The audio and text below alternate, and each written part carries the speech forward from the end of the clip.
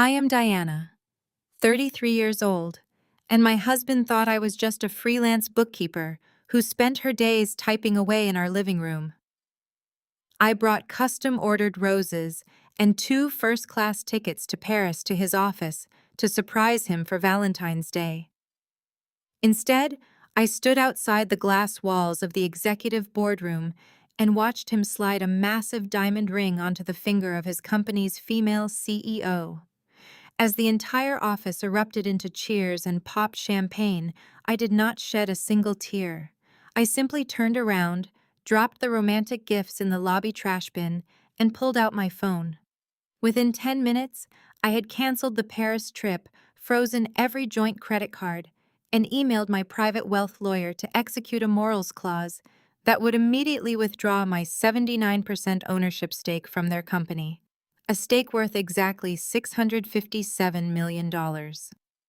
30 minutes later, my phone showed 153 missed calls, and someone was trying to break down my front door. Before I continue this story, let me know where you are watching from in the comments below.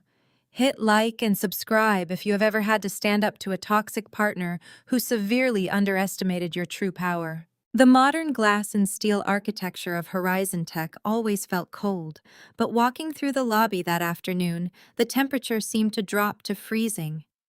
I had dressed in a simple beige trench coat and flat shoes, perfectly playing the role of the unassuming, supportive wife I had meticulously crafted for the past 4 years. Cameron, my husband of 5 years, was the chief operating officer of this highly praised health technology startup. He walked around with the inflated ego of a man who believed he had built an empire with his own 2 bare hands. He frequently reminded me of how stressful it was to manage a multi-million-dollar enterprise while I merely balanced ledgers for small businesses from the comfort of our living room couch. I played the part flawlessly. I listened to his rants, massaged his shoulders, and smiled when he condescendingly told me that I would never understand the complexities of venture capital or corporate acquisitions. He had absolutely no idea that I was the anonymous angel investor who had single-handedly funded Horizon Tech from its seed round all the way to its Series C expansion. I operated through a blind trust managed by my proxy and lead attorney Jonathan. I was the puppet master, the sole reason Cameron even had a job, and the silent owner of 79% of the very company he strutted around in. I wanted him to feel successful. I wanted him to have pride. But standing outside the transparent walls of the main boardroom, my manufactured illusion shattered into a million jagged pieces. The entire executive team was gathered inside. Colorful balloons floated near the ceiling.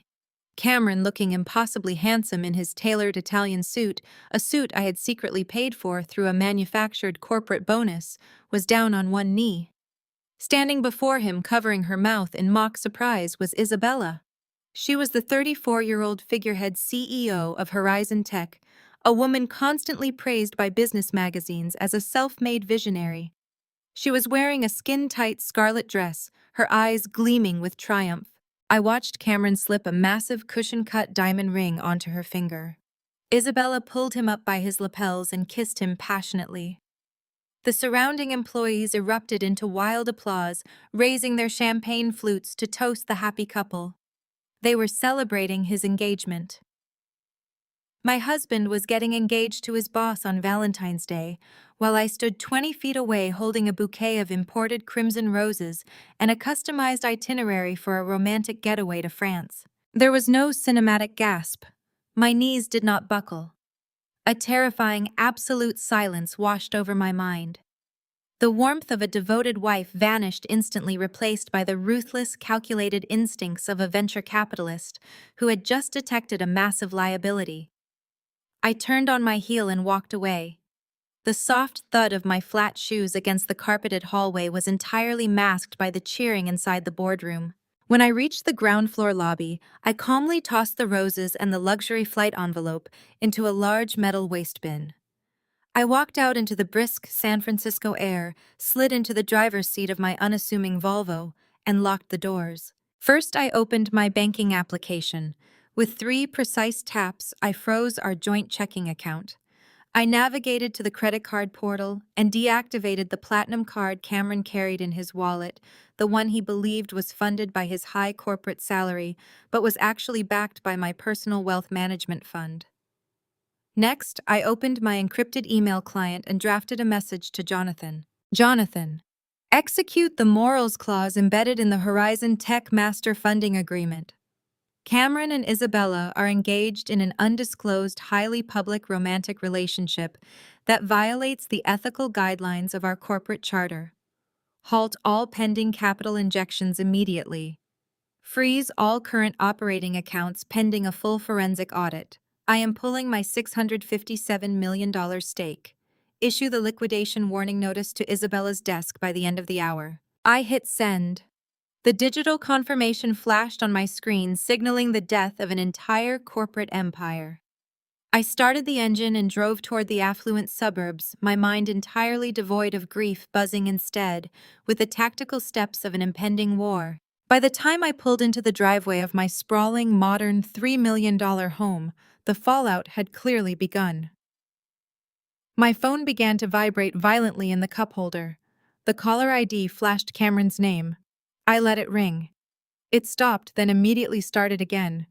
The notifications piled up rapidly on my screen. Within 30 minutes, the counter showed 153 missed calls. I walked into the house, poured myself a glass of sparkling water, and sat at the massive marble kitchen island. I did not have to wait long. The sound of tires screeching onto the driveway echoed through the quiet neighborhood. A car door slammed with explosive force. Heavy, frantic footsteps pounded up the front walkway. The doorbell began chiming incessantly, accompanied by the violent rattling of the front door handle. I stood up, walked to the entryway, and calmly unlocked the deadbolt. Cameron burst into the foyer, his face an alarming shade of crimson, a vein pulsing dangerously at his temple. He was panting, his usually immaculate hair disheveled. He did not look guilty. He did not look like a man caught in a lie. He looked absolutely enraged. "What the hell did you do to the bank accounts, Diana?" He screamed, his voice echoing off the high ceilings. He marched toward me, aggressively waving his smartphone in my face. I took a slow sip of my water. "I noticed a problem with some unauthorized transactions," I said evenly. "I decided it was best to freeze the assets to protect our finances." Protect our finances. Cameron let out a harsh, derisive laugh that sounded more like a bark. "Do you have any idea what you just did to me?" I was at Mastro's Steakhouse. I was hosting a private celebratory lunch with Isabella, the board of directors, and 3 potential new partners. The waiter brought the check for $4,000. I handed him my card, and he brought it back, declined. Declined, Diana. In front of the most powerful people in this city. I looked like an absolute joke. "That sounds highly embarrassing for you," I replied, my voice completely devoid of sympathy. "Perhaps your visionary CEO should have covered the bill?" Cameron's eyes narrowed. "Do not you dare speak about Isabella like that. She is a brilliant woman. She is a real leader. She actually understands the pressures of building a legacy. You sit on this couch all day pushing numbers around on a miserable little spreadsheet for local bakeries. You know absolutely nothing about the real world." He paced back and forth across the hardwood floor, running a hand over his face in sheer frustration. The humiliation at the restaurant was just the beginning. Isabella's corporate cards were declined right after mine. Her company accounts are locked out. There is some massive banking glitch happening at Horizon Tech, and I have to go back to the office to fix it. But first, I am fixing this mess with you. He stopped pacing and pointed a rigid finger at my chest. "I am done, Diana. I am completely done carrying you. I am done pretending that we are equals. I have outgrown you. I am marrying a woman who matches my ambition, a woman who actually brings value to my life. I am demanding a divorce." I set my glass down on the counter. A divorce. How incredibly convenient. "Do not try to act tough," he sneered, misinterpreting my calm demeanor as shock. "I am filing the paperwork tomorrow morning. You are going to pack your cheap sweaters, take your little freelance bookkeeping business, and get out of my house by tonight. I want you gone before I get back from the office." I tilted my head, studying the sheer arrogance radiating from his pores. Your house. Yes, my house, he shouted, throwing his arms wide. The house I pay the internet bill for, the house I maintain, the house that my hard work at Horizon Tech affords us. Get your things and leave. I did not raise my voice. I simply turned my back on him and walked out of the kitchen, heading toward the private study at the back of the house. Cameron followed me, still shouting about his legal rights and his immense contributions to our lifestyle. I ignored him, stepping up to the large abstract painting hanging on the far wall. I reached behind the canvas, entered a digital code into the hidden wall safe, and pulled the heavy steel door open. I reached inside and retrieved a thick, heavy manila envelope. I walked back into the living room, bypassing a sputtering Cameron, and dropped the envelope onto the glass coffee table with a resounding thud. Open it, I commanded. Cameron stopped his tirade, glaring at the envelope as if it were a bomb. What is this? More of your useless tax documents? It is the foundation of reality, Cameron. Something you have clearly lost touch with. Open it. He snatched the envelope off the table, ripped back the clasp, and pulled out the legal documents bound by a thick black clip. His eyes scanned the first page. His arrogant sneer faltered slowly, replaced by a look of profound confusion. This is a prenuptial agreement, he muttered. We never signed a prenuptial agreement. You did not, I corrected him, taking a step closer. Because you brought absolutely nothing of value into this marriage. Look at the property deed attached to the second page. Look very closely at the name on the title, Cameron. He flipped the page. His eyes darted back and forth across the legal jargon. He swallowed hard. It says Diana Vance. It says sole ownership. This has to be a mistake. We bought this house together after we got married. We did no such thing, I said, my voice dropping to a glacial chill. I purchased this $3 million property in cash entirely under my name, 2 full years before I even met you. I let you move in. I let you pay the monthly internet and electricity bills because you had a fragile, pathetic need to feel like the provider. Your name is nowhere on the deed. Your name is nowhere on the equity. You own absolutely nothing here. Cameron stared at the papers, his face draining of its angry red color, turning a sickly pale white. You bought a $3 million house in cash. How could a freelance bookkeeper possibly afford this? Before I could answer, the heavy oak front door was thrown open with a violent crash. High heels clicked aggressively against the slate tiles of the entryway. Patricia, my 60-year-old mother-in-law, marched into the living room. She was wearing a flamboyant fur coat and dragging 3 massive empty Louis Vuitton suitcases behind her. She had a wide, triumphant smirk plastered across her heavily powdered face. Well, well, well, Patricia crowed, dropping the suitcase handles so they clattered to the floor. I got your text, Cameron, honey.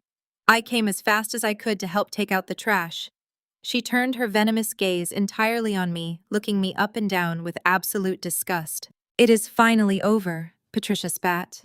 My son is finally trading up in the world. We all knew from the very beginning that you were nothing but a gold-digging leech dragging him down. You lack ambition, you lack class, and you lack the fundamental drive to stand beside a successful executive. Look at you. You are practically invisible. Isabella bought me a Chanel handbag just for breathing. She is a real woman. She is a real CEO. Mother Cameron interrupted, his voice suddenly sounding very weak. Mother, wait. I will not wait. Cameron, Patricia snapped, marching over and kicking one of the empty suitcases toward my feet. I have waited 5 agonizing years for my son to wake up and realize he married a nobody. Pack your cheap clothes, Diana. Take your discount store shoes and your pathetic little laptop and get out of my son's magnificent house. He worked his fingers to the bone to provide you with this luxury, and you have the audacity to freeze his bank accounts. You are a criminal. I looked at the empty suitcase resting against my shoe. Then I looked at Patricia's triumphant face and finally at Cameron, who was still clutching the property deed, completely paralyzed by the sudden shift in gravity. I reached into my trench coat pocket and pulled out my phone. I dialed a direct number I had saved in my favorites. I put the phone on speaker and set it on the coffee table. Chief Miller's deep, authoritative voice echoed through the tense living room. Diana, Great to hear from you. We still on for the back nine at the country club this Sunday. We absolutely are, Arthur, I replied smoothly. However, I have a slight issue at my residence right now. What kind of issue? Chief Miller's tone instantly shifted to professional alert. I have two hostile individuals currently trespassing on my private property. They are screaming, throwing luggage, and refusing to leave. I need a squad car dispatched to my address immediately to have them formally escorted off the premises. There was a sharp intake of breath from Patricia. Consider it done, Diana. I will have a unit there in exactly 6 minutes. Stay safe. I ended the call. The silence in the room was absolute, deafening, and heavy. Patricia stared at the phone, her mouth opening and closing in sheer disbelief. Did you just call the chief of police? Did you just call Arthur Miller to arrest my son in his own home, you psychotic witch? It is not his home, Patricia, I said, taking a step toward her. I am the sole owner of this property. Your successful, powerful son is nothing but a glorified tenant who just verbally announced his intent to vacate. You brought 3 empty suitcases to pack my things. How incredibly thoughtful. You now have exactly 6 minutes to fill them with whatever Cameron's pathetic wardrobe can fit, because when those sirens pull up, anyone still standing inside my front door will be leaving in handcuffs. Cameron finally snapped out of his paralyzed state. He threw the documents onto the table and grabbed his mother's arm. Mom, we have to go. We have to leave right now. Leave, Patricia shrieked, ripping her arm out of his grasp. We are not leaving. This is your house. You pay for this. Tell her to get out. I do not own the house, Mom. Cameron yelled, the humiliation finally breaking his arrogant facade. She owns it. She owns everything. I do not have a dime to my name right now. If we stay here, we are going to jail. Grab the bags. The next 5 minutes were a masterclass in chaotic degradation. Cameron sprinted up the sweeping glass staircase, blindly throwing handfuls of his designer suits, ties, and expensive watches into the Louis Vuitton luggage. Patricia stood frozen in the foyer, watching her son scramble like a common thief, fleeing a crime scene. She kept muttering about how this was impossible, how there must be some horrific misunderstanding. I stood in the center of the living room, arms crossed, watching the destruction of their pride with absolute tranquility. The distinct wail of police sirens pierced the quiet suburban evening. The flashing red and blue lights reflected off the large front windows, painting the walls in rhythmic strokes of urgency. Cameron came practically tumbling down the stairs, dragging 2 overstuffed, bulging suitcases behind him. He grabbed his mother by her fur coat and physically pulled her toward the front door, just as 2 uniformed officers stepped onto the porch. Is there a problem here, ma'am? One of the officers asked, looking directly at me while blocking Cameron's exit. No problem at all, officers, I replied with a polite smile. These 2 individuals were just vacating the premises. They will not be returning. The officer stepped aside, keeping a stern, watchful eye on Cameron and Patricia as they struggled down the front steps with their heavy luggage. The freezing February wind whipped through the open door, biting at their faces. Cameron did not have a coat. He shivered violently, struggling to drag the heavy bags across the cobblestone driveway. I stood in the warm, brightly lit doorway of my $3 million sanctuary and watched them load their bags into Patricia's outdated sedan. Cameron shot me one final look of pure, unadulterated hatred before slamming the car door. They drove off into the dark, escorted down the street by the slow-moving police cruiser. I closed the door, locked the deadbolt, and walked back to the kitchen to finish my sparkling water. The silence of the house was no longer heavy. It was perfectly, wonderfully clear. Fast forward to 8 o'clock the next morning. The scene was vastly different from the luxury of Horizon Tech. Cameron and his mother were crammed into a cheap, dimly lit motel room on the desolate edge of the city. The wallpaper was peeling, and the lingering scent of stale cigarette smoke hung heavy in the cold air. Cameron sat on the edge of a sagging mattress, holding his head in his hands. He had spent the entire night trying to access his corporate accounts, failing at every single attempt. His phone, resting on the chipped veneer of the nightstand, suddenly vibrated violently, shattering the miserable silence of the room. The caller ID flashed Isabella's name. Cameron grabbed the phone, desperate for a lifeline. Isabella, thank God. Listen, Diana went completely crazy last night. She locked me out of the house. We have to get the company accounts unfrozen so I can hire a lawyer and destroy her. Isabella's voice tore through the phone speaker. It was not her usual confident, commanding CEO tone. It was a shrill, hyperventilating shriek of absolute terror. Cameron, you have to get to the office right now. It is all gone. Everything is completely gone. What are you talking about? Cameron demanded, standing up, his heart hammering against his ribs. What is gone? Just call the bank and verify our corporate status. I cannot call the bank! Isabella screamed, her voice cracking into a sob. I just got off the phone with the proxy lawyer for our main investor. The anonymous angel investor, the entity that holds 79% of our entire capital structure. What about them? Cameron yelled, a sickening feeling of dread pooling in his stomach. Tell them we had a banking error. Tell them everything is fine. Isabella let out a hysterical, broken gasp. I cannot tell them anything, Cameron.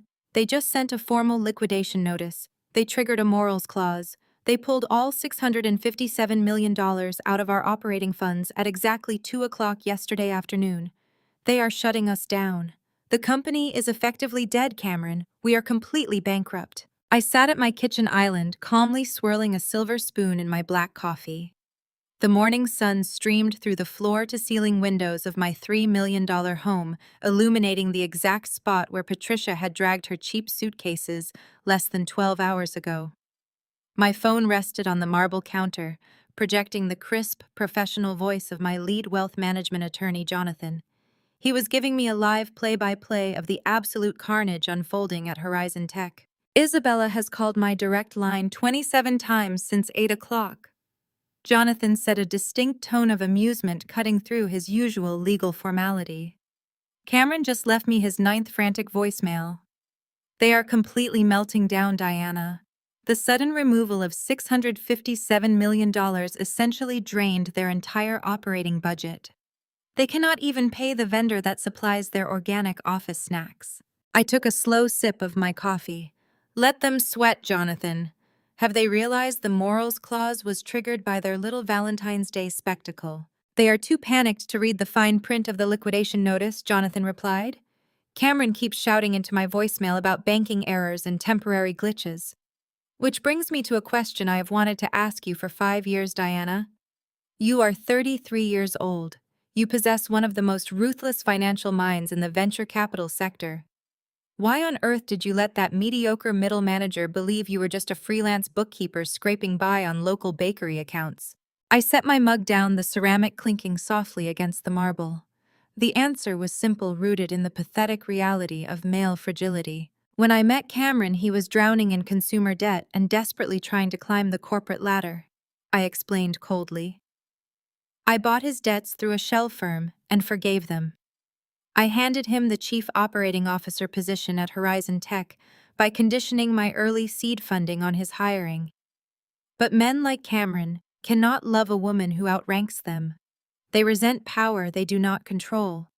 I played the quiet, supportive wife, doing taxes in the living room, because his ego required a dependent, not an equal. I gave him the illusion of being a self-made king. And now the king has no castle, Jonathan noted sharply. He never had a castle, I corrected him. He was just a court jester playing dress-up in a fortress I financed. My secondary monitor glowed with real-time financial dashboards. Horizon Tech was bleeding out. Isabella's aggressive burn rate, which I had previously tolerated to build market share, was now a fatal wound. Without my capital injections, their runway was officially zero. They had violated Section 4 of their master funding agreement. Executive officers were strictly prohibited from engaging in undisclosed romantic relationships that could compromise fiduciary duties.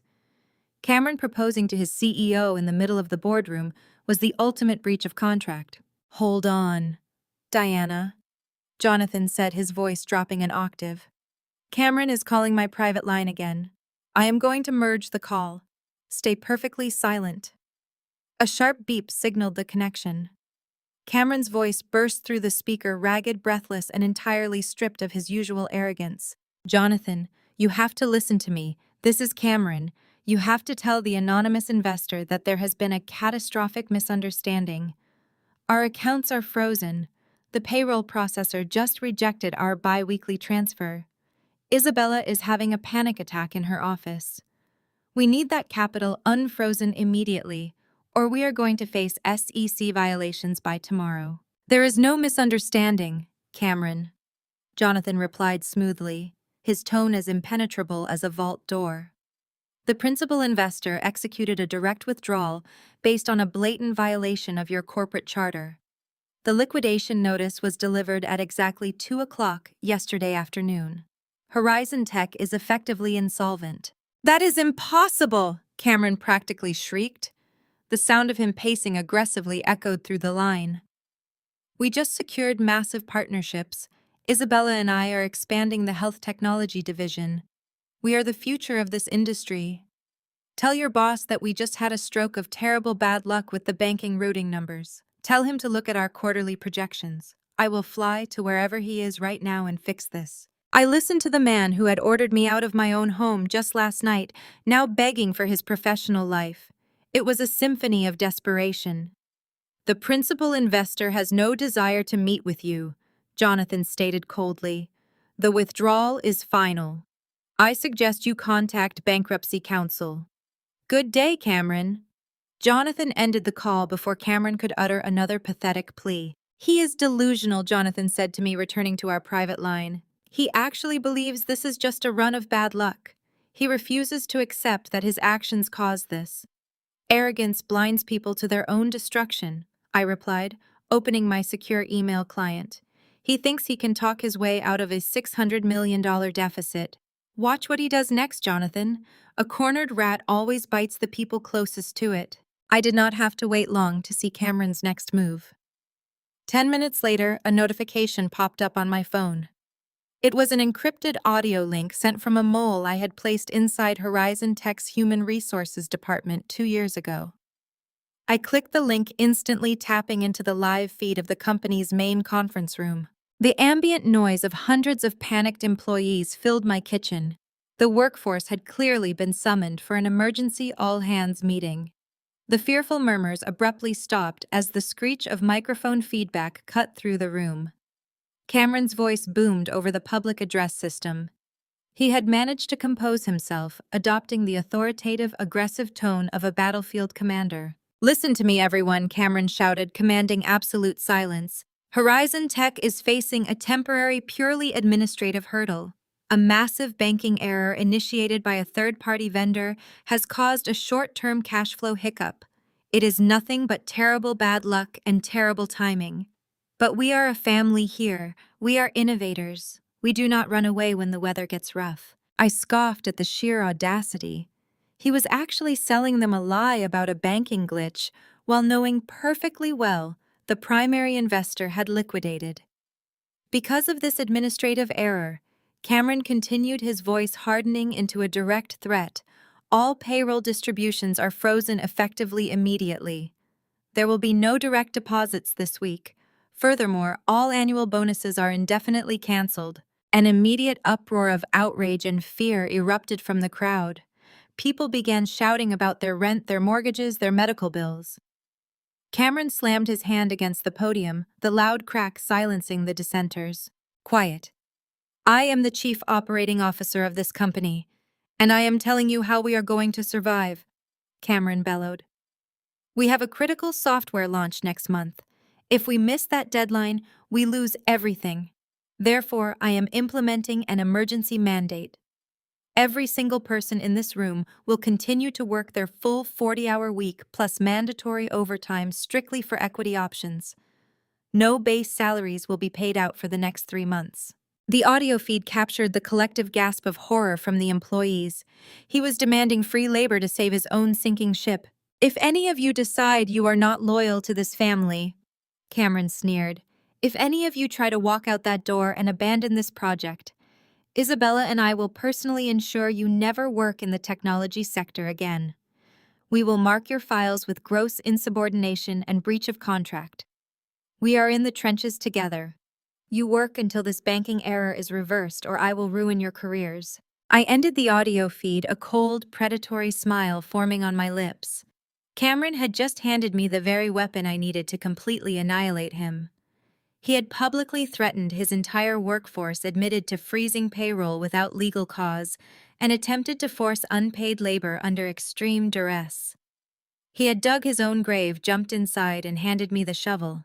"Jonathan," I said, my voice sharp and decisive, "prepare the lawsuit for gross mismanagement and labor law violations. Let him play the tyrant for the rest of the week. Let him think his intimidation tactics are working." Isabella's hysterical sobbing echoed through the encrypted audio file Jonathan had just forwarded to my secure server. I closed the audio player and leaned back against the pristine white leather of my home office chair.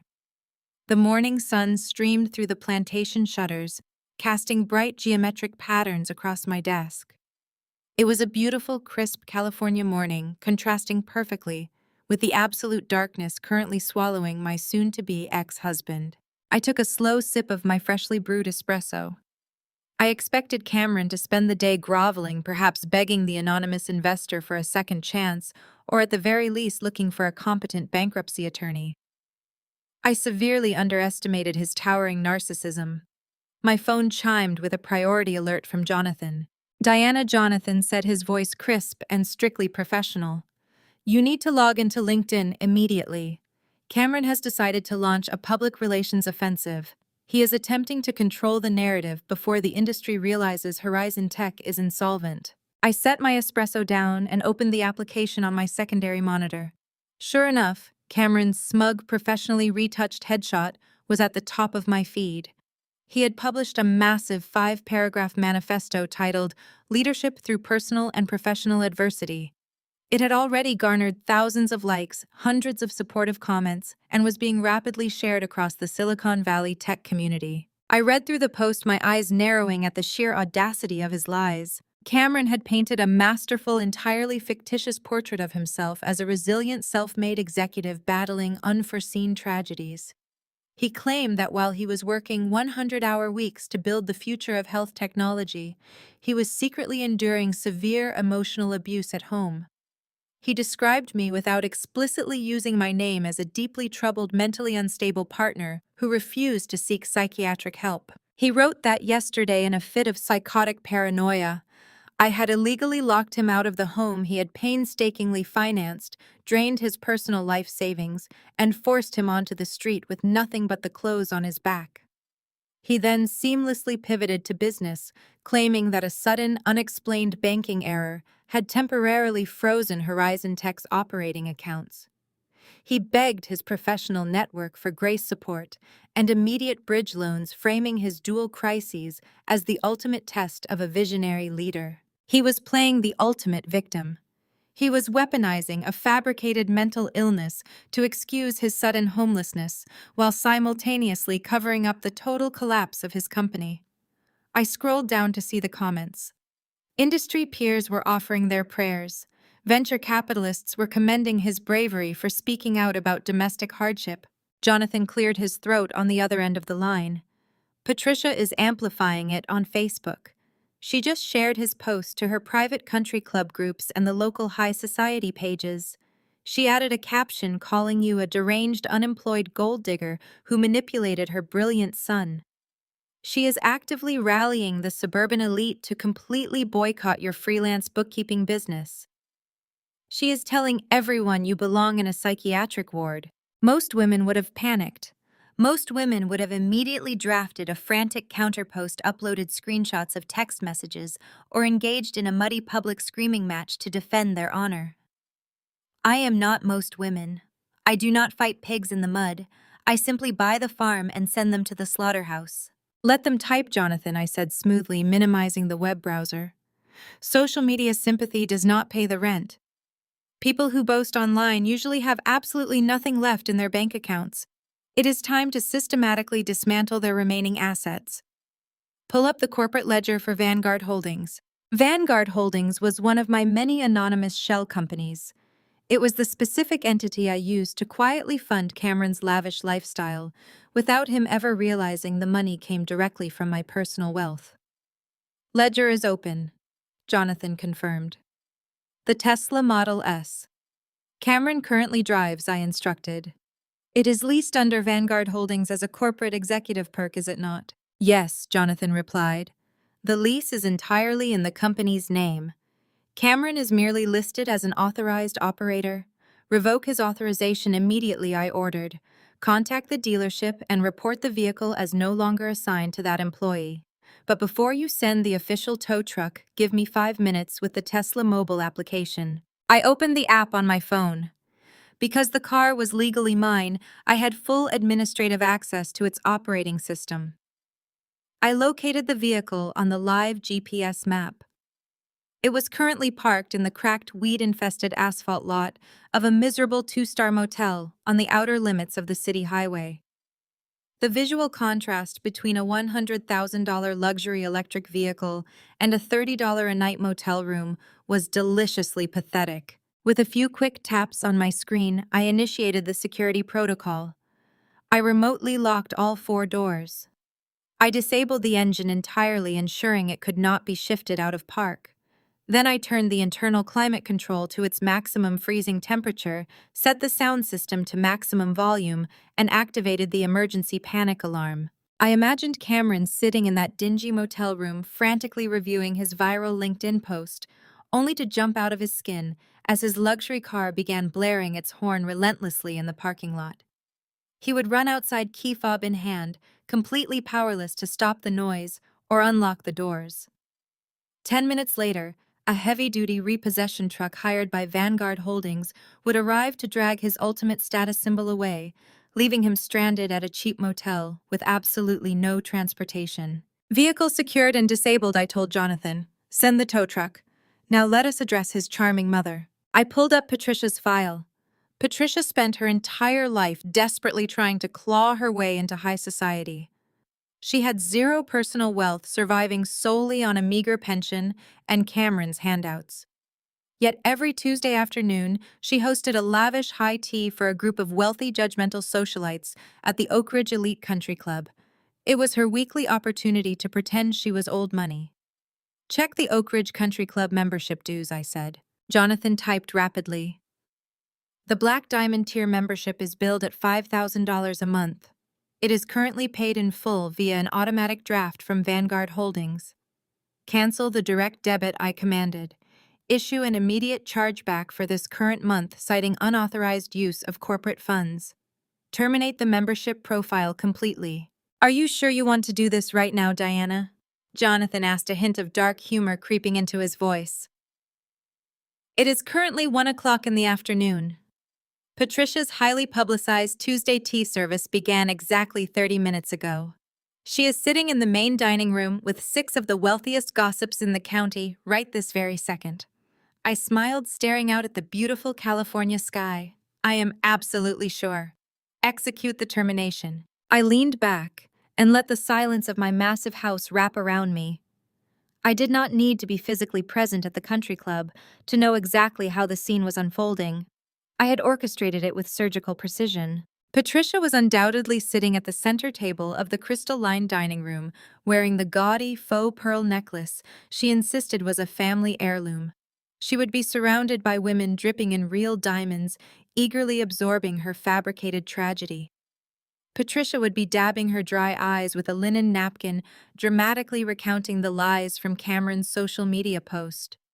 She would tell them how her poor, brilliant son had been victimized by a mentally unstable, greedy woman.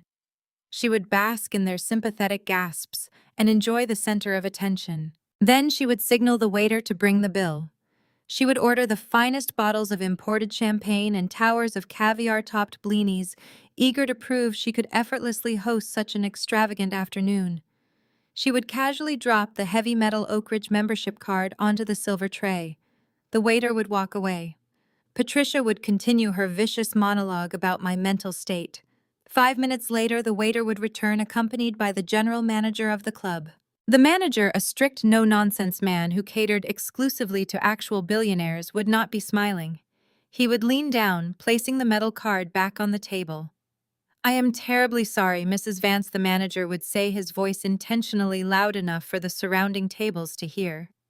"Your payment method has been firmly declined." Patricia would freeze. the surrounding wives would suddenly stop sipping their tea. "That is impossible," Patricia would scoff, her face flushing with immediate embarrassment. "Run it again. It is a Black Diamond corporate account." "We did run it again, madam," the manager would reply, his tone growing distinctly colder. "The corporate sponsor holding this account just contacted our billing department. They have permanently revoked your authorization due to a strict morals clause violation. Furthermore, they have issued a chargeback for the current month. Your membership is void effective immediately.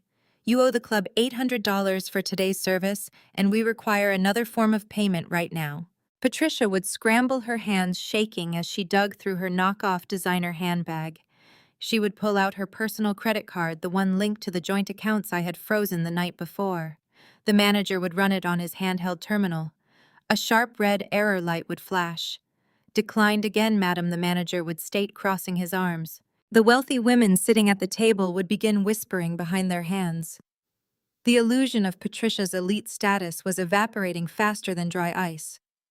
"This is a mistake. My son is a chief operating officer." Patricia would shriek, her voice rising in panic as she realized her high society friends were watching her humiliate herself. "Let me call him. He will sort this out." "I am afraid you do not have time to make phone calls," the manager would say, signaling with his hand. "You are currently trespassing on private property, and you are attempting to defraud our establishment." Two heavily built security guards in dark suits would step out from behind the mahogany pillars. They would flank Patricia's chair. "Ma'am, we are going to have to ask you to vacate the premises immediately," the head of security would demand. Patricia would completely lose her mind. She would start screaming about lawsuits, about her son's wealth, about how I was somehow behind this massive conspiracy. She would thrash and resist as the security guards firmly grasped her by the elbows. They would lift her out of her chair. They would drag her kicking and screaming through the center of the main dining room. Every single elite member of the Oak Ridge Country Club would turn to watch the spectacle. The women she had just been trying to impress would watch in utter disgust as Patricia was physically escorted out the grand double doors, hauled down the manicured front steps, and thrown onto the public sidewalk like common trash. My phone chimed, pulling me from my deeply satisfying visualization. It was a text message from the country club's general manager, a man I had personally tipped thousands of dollars over the years. The text contained a single high-definition security camera photo. It showed Patricia sprawling on the concrete curb outside the club's wrought iron gates, her makeup smeared, screaming at a closed door.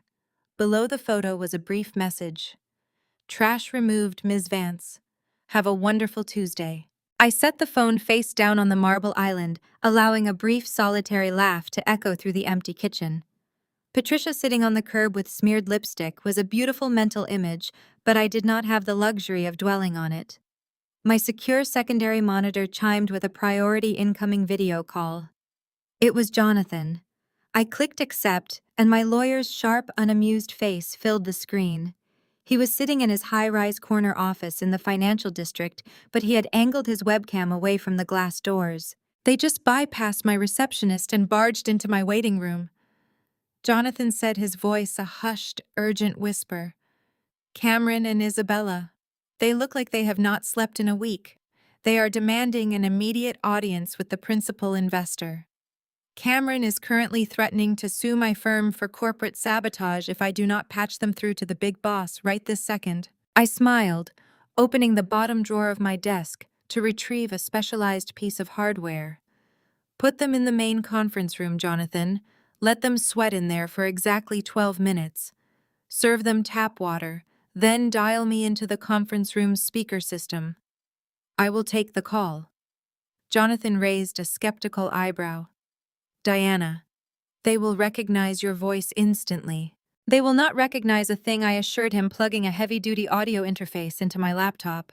"I have a military-grade voice modulation program installed on this server. By the time my audio reaches your conference room, I will sound like an intimidating 60-year-old male billionaire who smokes 3 packs of cigars a day. Go put them in the room." Jonathan nodded, ending the video feed. I had exactly 12 minutes to prepare the trap. I booted up the modulation software, slipping a professional studio headset over my ears. I tested the microphone, speaking a few test phrases into the empty room. The software instantly caught. My voice dropped the pitch by several octaves, added a subtle, gravelly texture, and masked any trace of my natural cadence. The voice echoing back to me through the headphones was entirely unrecognizable. It sounded rich, dominant, and terrifyingly cold. It was the voice of a man who could destroy your life with a single signature. It was perfect. I pulled up Horizon Tech's real-time financial data on my left monitor and the live audio feed from Jonathan's conference room on my right. At precisely the 12-minute mark, the secure line beeped. The connection was live. Through my headset, I could hear the ambient hum of Jonathan's massive mahogany conference room. I could hear the nervous, rapid tapping of a ballpoint pen against a glass table. I could hear heavy, ragged breathing. They were terrified. "I have the principal investor on the line," Jonathan announced smoothly, his voice carrying perfectly across the large room. "I suggest you make this brief. His time is valued by the second." There was a frantic shuffling of chairs. Isabella spoke first. Her voice, usually so commanding and condescending on television interviews, was trembling uncontrollably. She sounded like a panicked child called into the principal's office. "Sir, thank you so much for taking our call. This is Isabella, the CEO of Horizon Tech. I am sitting here with my Chief Operating Officer, Cameron. We are reaching out today because there has been a catastrophic miscommunication regarding our primary funding accounts." I leaned forward, pressing my lips close to the microphone. "There is no miscommunication, Isabella," I said. The modulated baritone voice blasted through the conference room speakers. I heard Isabella actually gasp. The sheer authority in the synthesized voice commanded the room, sucking all the oxygen right out of their lungs. I executed a morals clause violation. I continued my delivery slow and completely devoid of empathy. "I liquidated my 79% stake because you treat my capital like a personal slush fund. I do not finance vanity projects. I do not finance public spectacles. And I certainly do not finance executives who engage in undisclosed, highly public romantic entanglements in the middle of the corporate boardroom." Isabella stammered, her words colliding into each other. "Sir, please, you have to understand. The engagement was just a brief celebration. It has absolutely zero impact on our software launch or our quarterly projections. We are on the verge of revolutionizing the health technology sector. If you pull this funding now, you destroy years of groundbreaking work over a simple office romance. We just need a 30-day grace period to secure bridge loans. You are effectively bankrupting a billion-dollar idea. You bankrupted the idea the moment you prioritized your ego over your fiduciary duties." I fired back, the gravelly voice slicing through her pathetic excuses. "You allowed your chief operating officer to purchase a diamond ring with misappropriated corporate funds. Did you honestly think my auditors would not flag a heavily disguised executive bonus meant for jewelry? I own your company, Isabella. I see every single cent." I could hear the absolute devastation in the silence that followed. Isabella had no defense. She was exposed, stripped of her girl boss armor, realizing she was nothing but an employee who had just been caught stealing from the owner. Then Cameron jumped in. He pushed his chair back, his voice loud, desperate, and dripping with aggressive arrogance. He honestly believed he could talk his way out of this by acting like a tough, dedicated businessman. He thought he could relate to the ruthless billionaire on the other end of the line. "Sir, listen to me. This is Cameron. I take full responsibility for the timing of the engagement. It was a lapse in judgment. But you cannot penalize the entire company for my personal life. I am the engine of Horizon Tech. I work 100-hour weeks to ensure your investment multiplies. I have sacrificed everything for this company. Everything." I raised an eyebrow, my finger hovering over the mute button. "Go on, Cameron," I prompted darkly. "Tell me about your profound sacrifices." Cameron took a deep breath, preparing to throw his entire life under the bus, just to save his fragile ego and his empty bank accounts. He leaned closer to the speakerphone. "Sir, my soon-to-be ex-wife is a useless leech," Cameron declared, his voice ringing with absolute disdain. "She is a mentally unstable freelancer who has contributed absolutely nothing to my success. She has actively tried to sabotage my career because she is jealous of my ambition. She locked me out of my own house last night in a fit of pure psychotic rage.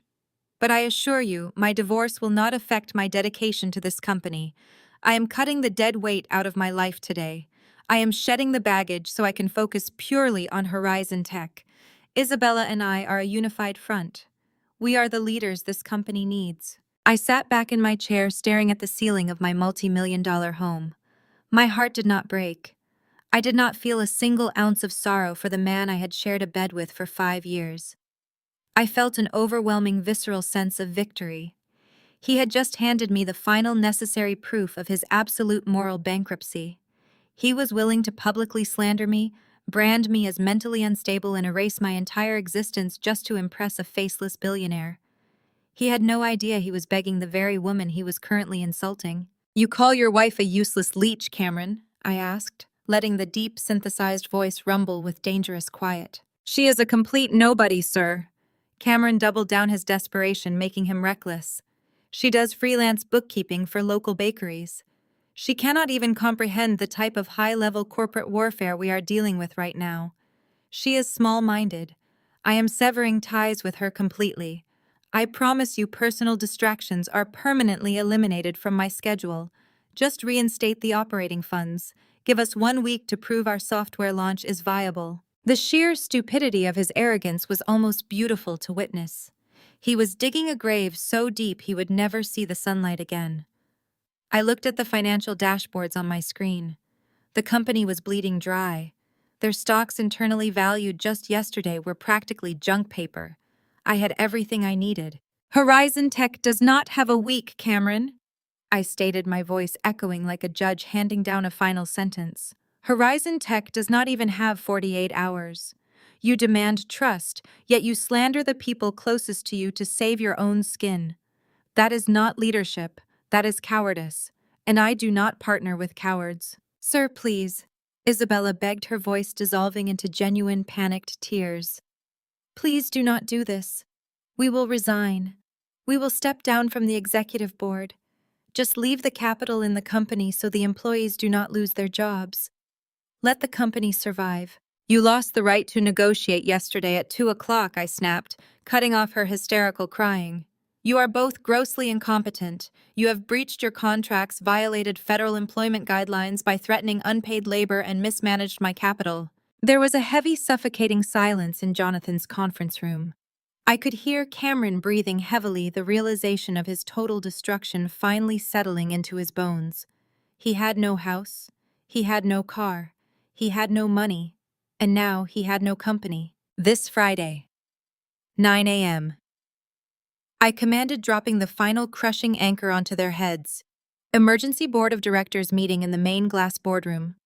I will personally arrive to strip the CEO title and oversee the complete dissolution of your assets.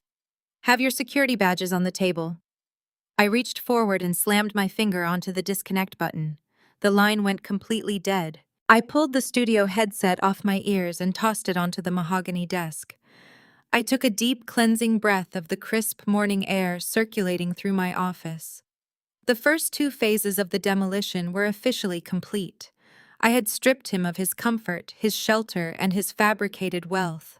I had watched his mother get physically thrown onto a public sidewalk. And now I had backed him into a professional corner from which there was absolutely no escape. But Friday was coming. And on Friday, I would not be hiding behind a voice modulator or a freelance bookkeeping facade. I would walk into the very building he claimed to rule, sit at the head of the table, and let him look the anonymous billionaire right in the eyes. The next morning, the doorbell rang precisely at 9 o'clock. I was already awake, dressed in a sleek charcoal pantsuit, reviewing the opening bell stock fluctuations on my tablet. I walked to the foyer and found a nervous-looking courier standing on my porch. He handed me a thick, rigid cardboard envelope, required my signature, and practically sprinted back to his idling car. I carried the envelope to the kitchen island and tore it open. The letterhead belonged to a discount legal clinic located in a strip mall 2 towns over. It was a stark departure from the elite $500 an hour corporate sharks Cameron usually kept on retainer. Freezing his assets had clearly forced him to scrape the absolute bottom of the legal barrel. Inside was a petition for dissolution of marriage, accompanied by a proposed settlement agreement that was so incredibly insulting, I actually had to read it twice, just to ensure my eyes were functioning correctly. Cameron, through his bargain bin lawyer, was offering me a one-time lump sum payout of $20,000. He boldly labeled it a transition stipend. The document dictated that in exchange for this laughable amount, I was to immediately vacate the primary residence, waive any and all rights to future spousal support, and explicitly surrender any claim to his corporate assets, stock options, and executive retirement portfolios. There was also a heavily bolded section demanding I sign a strict non-disclosure agreement regarding his personal relationship with Isabella. He honestly believed he had me cornered. In his arrogant, narrow mind, I was just a financially illiterate freelancer who would be terrified by legal jargon. He thought he had successfully moved his liquid cash into restricted company stock and hidden executive accounts, shielding his wealth under the assumption that I had absolutely no legal leverage against a corporation. I let out a sharp, genuine laugh that bounced off the marble countertops. He was offering me $20,000 of my own money to walk away quietly. I picked up my phone and dialed Jonathan. He answered on the first ring. "Tell me you received the paperwork," Jonathan said, his voice laced with heavy amusement. His opposing counsel actually had the audacity to fax a copy to my office. The fax machine. I did not even know we still had one plugged in. "I am looking at it right now," I replied, tossing the pathetic settlement offer onto the counter. $20,000, Jonathan. He is valuing 5 years of marriage, and my absolute silence at the price of a used Honda Civic. He claims his entire portfolio at Horizon Tech is shielded premarital equity. He is operating under the delusion that he successfully hid his executive bonuses in a series of offshore shadow accounts last month, Jonathan noted. He thinks because the accounts are registered under the company umbrella, they are completely immune to standard divorce discovery. He is playing checkers while we own the entire board. How do you want to proceed? I walked over to the espresso machine, my mind calculating the exact angle of the blade I was about to slide between his ribs. "Reject the offer immediately," I instructed. "But do not just reject it. I want to crush his false sense of security." File a counter-petition demanding a comprehensive forensic audit of every single financial vehicle tied to his name, his social security number, and his corporate entity. I want your team of forensic accountants to rip through his digital footprint like a hurricane. Track every wire transfer, every credit card swipe, every hidden routing number he thinks he buried. I want to know what he bought for breakfast 3 years ago. "Consider it done," Jonathan replied, his tone shifting into pure predatory legal mode. "My forensic team thrives on this exact type of corporate arrogance. Cameron is sloppy. Men who think they are the smartest person in the room always leave a massive, glaring paper trail.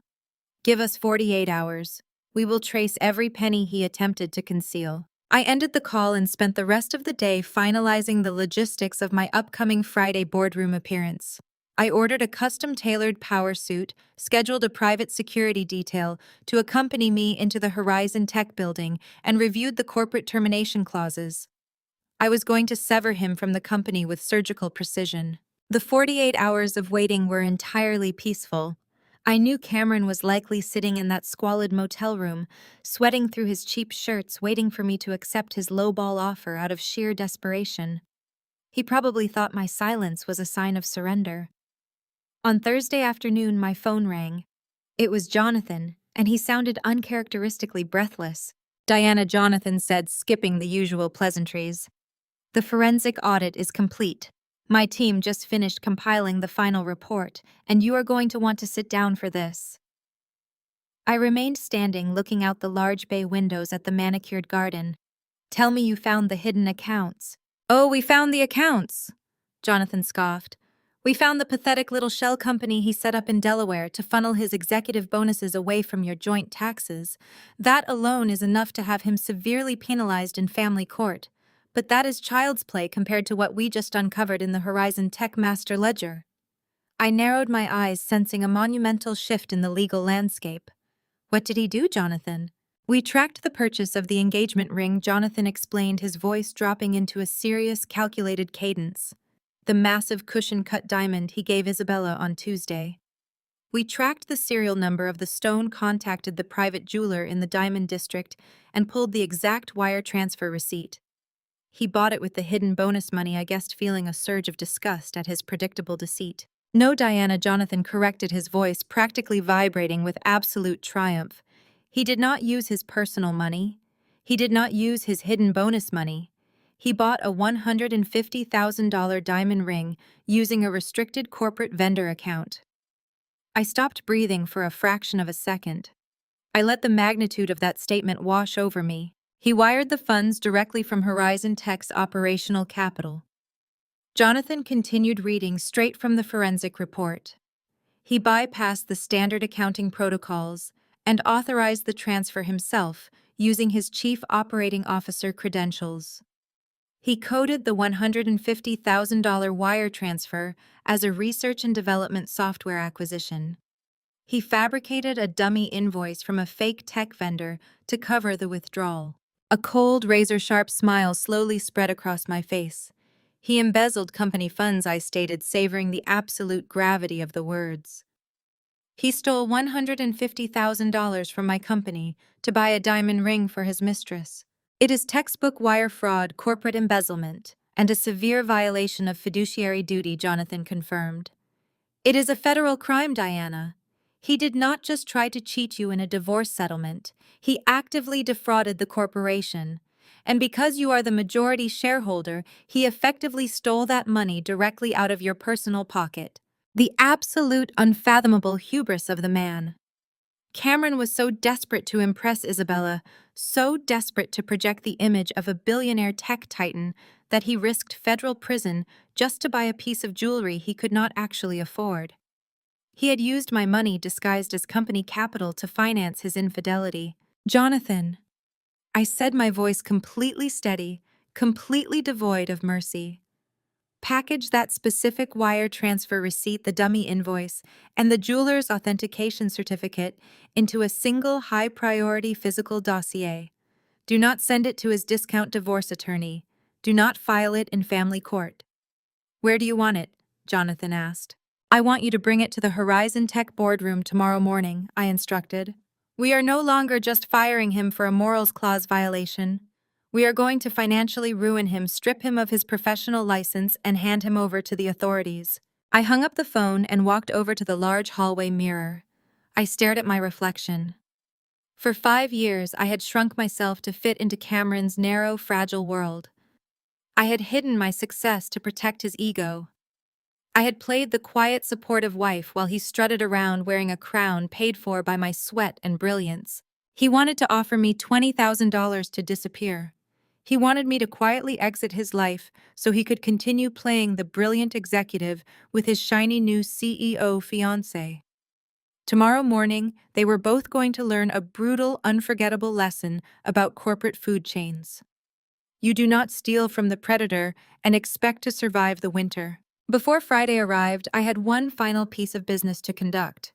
Thursday evening found me stepping out of a private town car onto the immaculate cobblestones outside Le Ciel.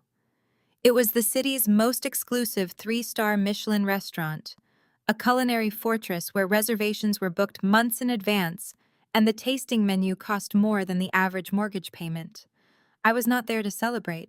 I was there for a working dinner. The maitre d' greeted me by name and immediately escorted me to a secluded corner booth, draped in heavy velvet and ambient golden lighting. Waiting for me was Arthur Sterling. Arthur was a 72-year-old titan of the financial sector, the chairman of Sterling National Bank, and one of the very few men in the city who knew the true extent of my wealth. We had partnered on several aggressive corporate acquisitions over the past decade. You look remarkably refreshed for a woman currently orchestrating a multi-million-dollar corporate execution, Arthur said, standing to pull out my chair with practiced old-world elegance. Dismantling arrogance is excellent for the complexion. Arthur, I replied, taking my seat. I trust your legal department has reviewed the asset transfer documents for tomorrow morning. Arthur nodded, signaling the sommelier to pour our vintage Bordeaux. My team has everything prepared. When you seize control of Horizon Tech at 9 o'clock tomorrow, Sterling National will immediately freeze their commercial credit lines. The company will be entirely at your mercy. We settled into a quiet, intense discussion about liquidating Cameron's remaining stock options. The restaurant hummed around us, a symphony of clinking crystal and hushed wealthy conversations. I was just taking a bite of my perfectly seared scallop when a loud grating voice pierced the elegant atmosphere. "I want a table by the window," the voice demanded, shrill and dripping with unearned entitlement. "Do you know who my son is? We are celebrating a massive corporate restructuring." I did not need to turn my head. I knew that voice. It was Patricia. I took a slow sip of my wine and glanced toward the hostess stand. Cameron, Isabella, and Patricia were causing a minor scene at the entrance. They were a walking portrait of desperate delusion.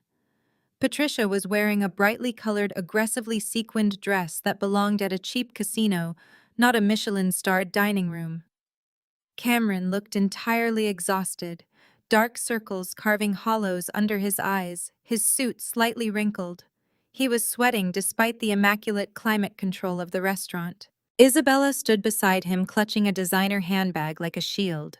She was visibly stressed, but she was trying desperately to project the aura of a victorious tech CEO.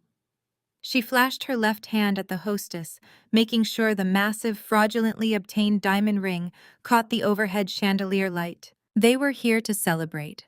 After the absolute nightmare I had put them through over the last 48 hours, they were trying to artificially manufacture a sense of victory. Cameron had no car. Patricia had been thrown out of her country club. Their company was insolvent, yet they had scraped together whatever resources they had left, likely Isabella's final maxed-out personal credit card, just to eat at Le Ciel. They were trying to convince themselves that tomorrow's emergency board meeting would somehow end with them receiving a massive corporate bailout from the anonymous billionaire. "They are incredibly loud," Arthur observed, his tone registering mild disgust as he cut his steak. "Do you know those people, Diana?" "Intimately," I replied. My eyes locked on the trio as the hostess finally led them to a table in the center of the dining room. "That is my soon-to-be ex-husband, his mother, and his mistress." Arthur paused, his knife hovering over his plate. He looked at Cameron, then at Isabella, and a slow, recognizing smile spread across his face. "Is that Isabella Thorne, the CEO of Horizon Tech?" "Yes," I said. Arthur chuckled, shaking his head. "She is currently holding 3 separate high-interest personal loans with my bank. She leveraged her residential properties to fund her lifestyle while waiting for Horizon Tech to turn a profit. I received an alert this morning that her primary accounts are overdrawn. She is dining on fumes." "Watch closely, Arthur," I said, setting my wineglass down. "The fumes are about to ignite." It took Isabella exactly 20 minutes to spot me. I saw the exact moment her eyes locked onto my booth. I saw the flash of recognition followed instantly by a surge of pure, venomous arrogance. She leaned over and whispered fiercely to Cameron and Patricia. They both turned to stare at me. Cameron sneered, puffing out his chest, while Patricia openly laughed behind her napkin. Isabella stood up. She smoothed down her dress, tossed her hair over her shoulder, and began marching directly toward my table. She was completely oblivious to the quiet dignity of the restaurant. She wanted an audience. She needed to feel superior to the woman she had replaced. "Well, well, well," Isabella announced as she reached our booth, her voice intentionally loud enough to make the neighboring tables turn their heads. "Look who it is. Cameron told me you were completely broke after he kicked you out, Diana." I did not flinch. I did not look up at her immediately. I calmly wiped my mouth with my linen napkin and placed it on the table. "I am having a private dinner, Isabella," I said, my voice perfectly level. "Return to your table before you embarrass yourself further." Isabella let out a sharp, mocking laugh. She leaned her hands on the edge of our table, leaning into my personal space. She glanced dismissively at Arthur, clearly assuming he was just some wealthy older man I had managed to manipulate. "Embarrass myself," Isabella scoffed. "You are the one who should be embarrassed, Diana. Cameron is about to secure a multi-million-dollar corporate bridge loan tomorrow morning. We are taking Horizon Tech to the global market. Meanwhile, you are sitting here playing dress-up. It is truly pitiful to see you resorting to dining with strange older men just to scrape by and buy a decent meal. What is your hourly rate these days? The silence that fell over our booth was absolute. I looked at Arthur. He did not look insulted. He looked like a lion who had just been challenged by a particularly stupid mouse. Arthur slowly placed his silver cutlery onto his porcelain plate. He picked up his napkin, wiped his mouth, and stood up. Even at 72, Arthur was an imposing figure standing well over 6 feet tall. He buttoned his suit jacket, looking down at Isabella with a gaze so cold it could have frozen the wine in her glass. "Excuse me, young lady," Arthur said, his voice dropping into the authoritative booming register of a man who commanded global markets. "Do you make it a habit to insult the largest shareholder of my bank?" Isabella blinked, her arrogant smile faltering slightly. She looked at Arthur, really looked at him for the first time, and the color began to rapidly drain from her face. I could see the exact moment she recognized the man standing in front of her. His face was regularly featured on the covers of the financial magazines she pretended to read. "Mr. Sterling." Isabella breathed, her voice suddenly shrinking into a pathetic squeak. "I am so sorry. I did not realize you were the one sitting here." Arthur ignored her apology completely. He stepped around the table, forcing Isabella to physically step back. "I find it highly fascinating that you are dining at a 3-star establishment, Ms. Thorne." Arthur continued, his tone conversational, but completely lethal. "Especially considering my loan officers placed 3 frantic calls to your mobile phone this afternoon. Your secondary mortgage on your beachfront condo is officially 60 days past due. Your revolving personal credit line has exceeded its maximum limit by $40,000. You are currently in default across all Sterling National accounts." Isabella opened her mouth, but no sound came out. She looked like she had just been struck by lightning. Across the dining room, Cameron had stood up from his table, sensing the disaster unfolding, but he was too terrified of the confrontation to intervene. Patricia was staring at us with her mouth hanging wide open. "If your outstanding balance of $280,000 is not wired to my institution by close of business tomorrow," Arthur stated, his voice ringing with absolute finality, "I will personally sign the foreclosure orders on your properties. I will seize your assets, and I will ensure your credit rating is entirely annihilated. Now I suggest you return to your table and figure out how you are going to pay for your dinner, because if you attempt to swipe a Sterling National Bank card tonight, it will be declined and confiscated by the staff." Arthur did not wait for her response.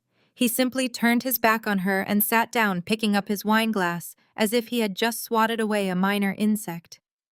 Isabella stood frozen for 3 agonizing seconds. The surrounding patrons were staring at her with undisguised pity and disgust.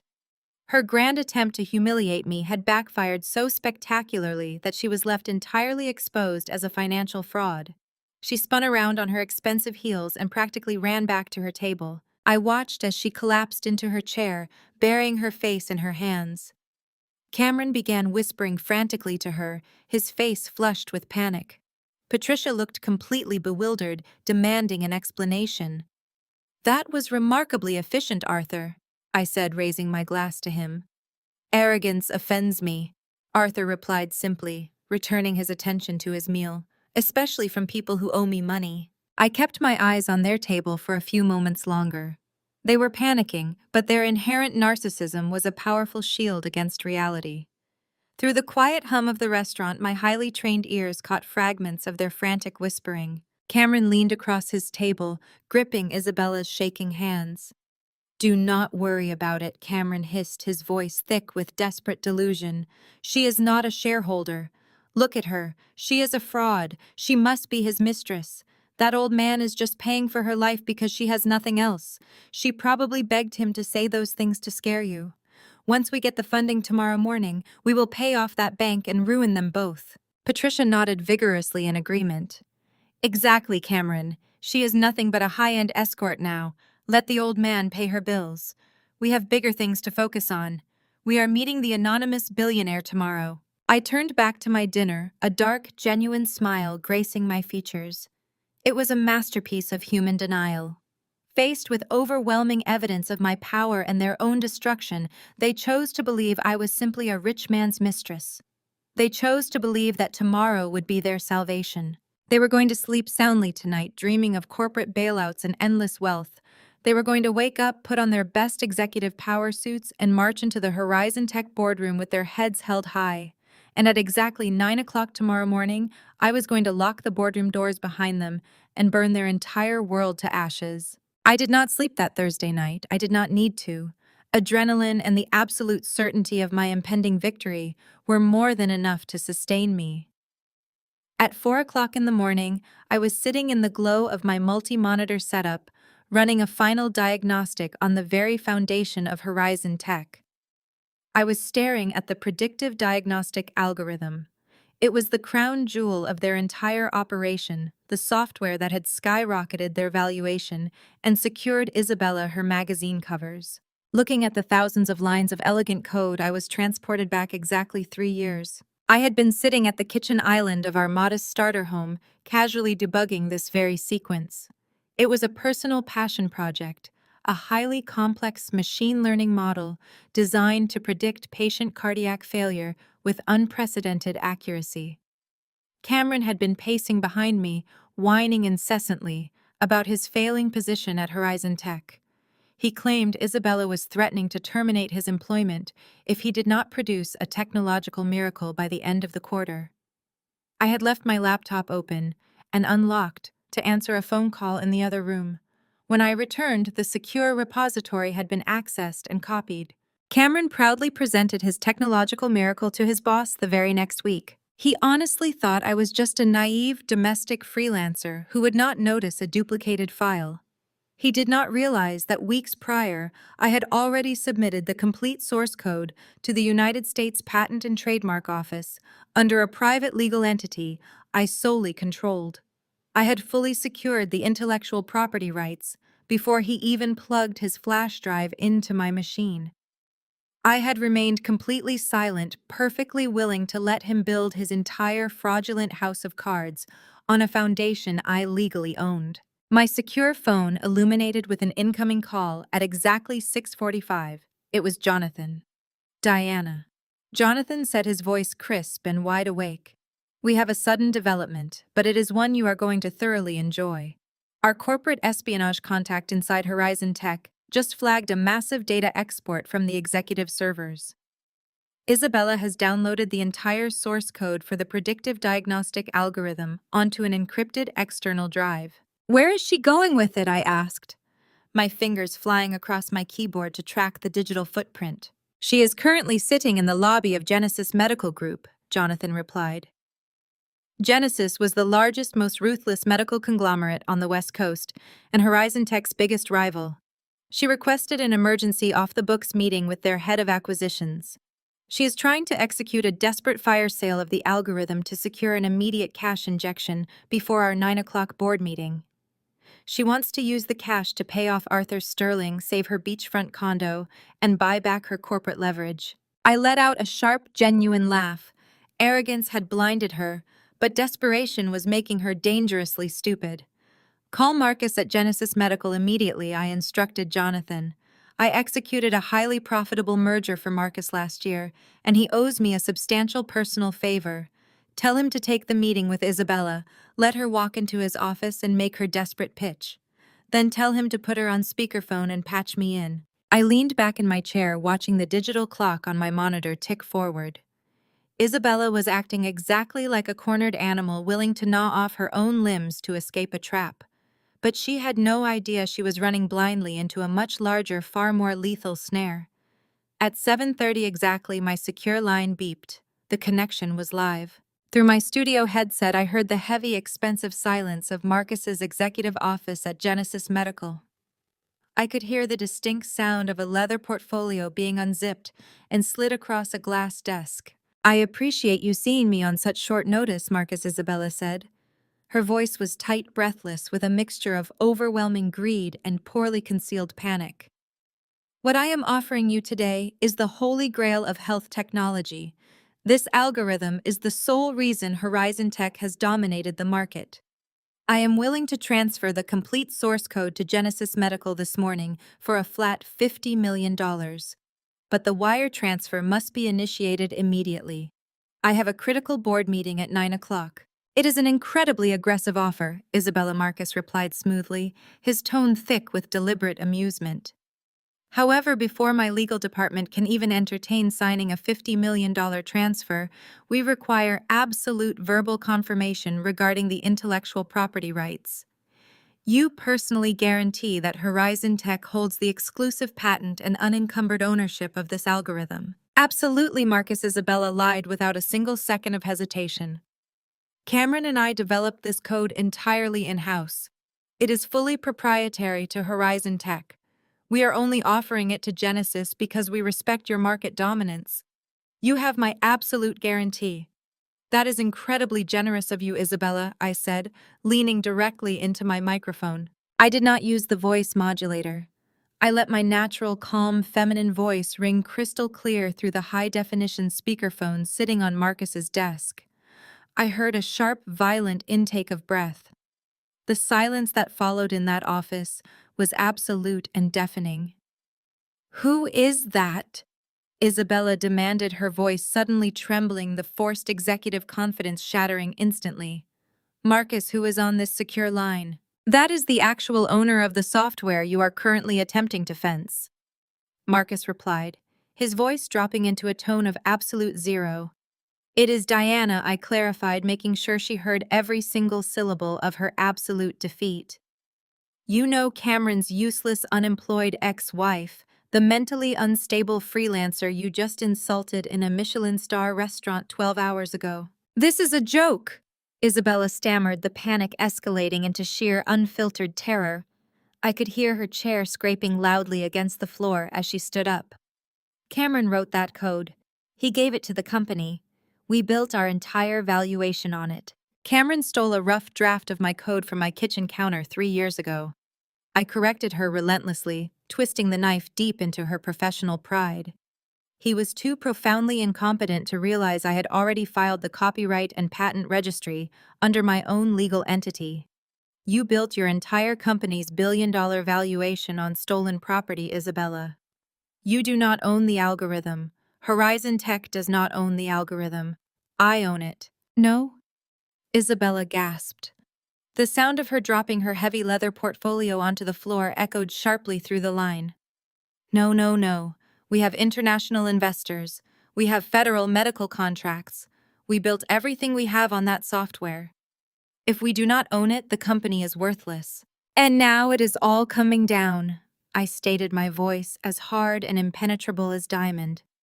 "You just attempted to commit federal corporate fraud by selling a $50 million asset you do not legally own. Marcus's legal team has documented your entire pitch. You just handed me the final nail for your coffin. You are completely out of moves, Isabella." "I will call the police!" Isabella shrieked, entirely losing whatever professional composure she had left. She was hyperventilating, her voice echoing frantically in the large office. "I will have you arrested for corporate sabotage. You set us up." "Call them," I challenged, leaning back and taking a sip of my espresso.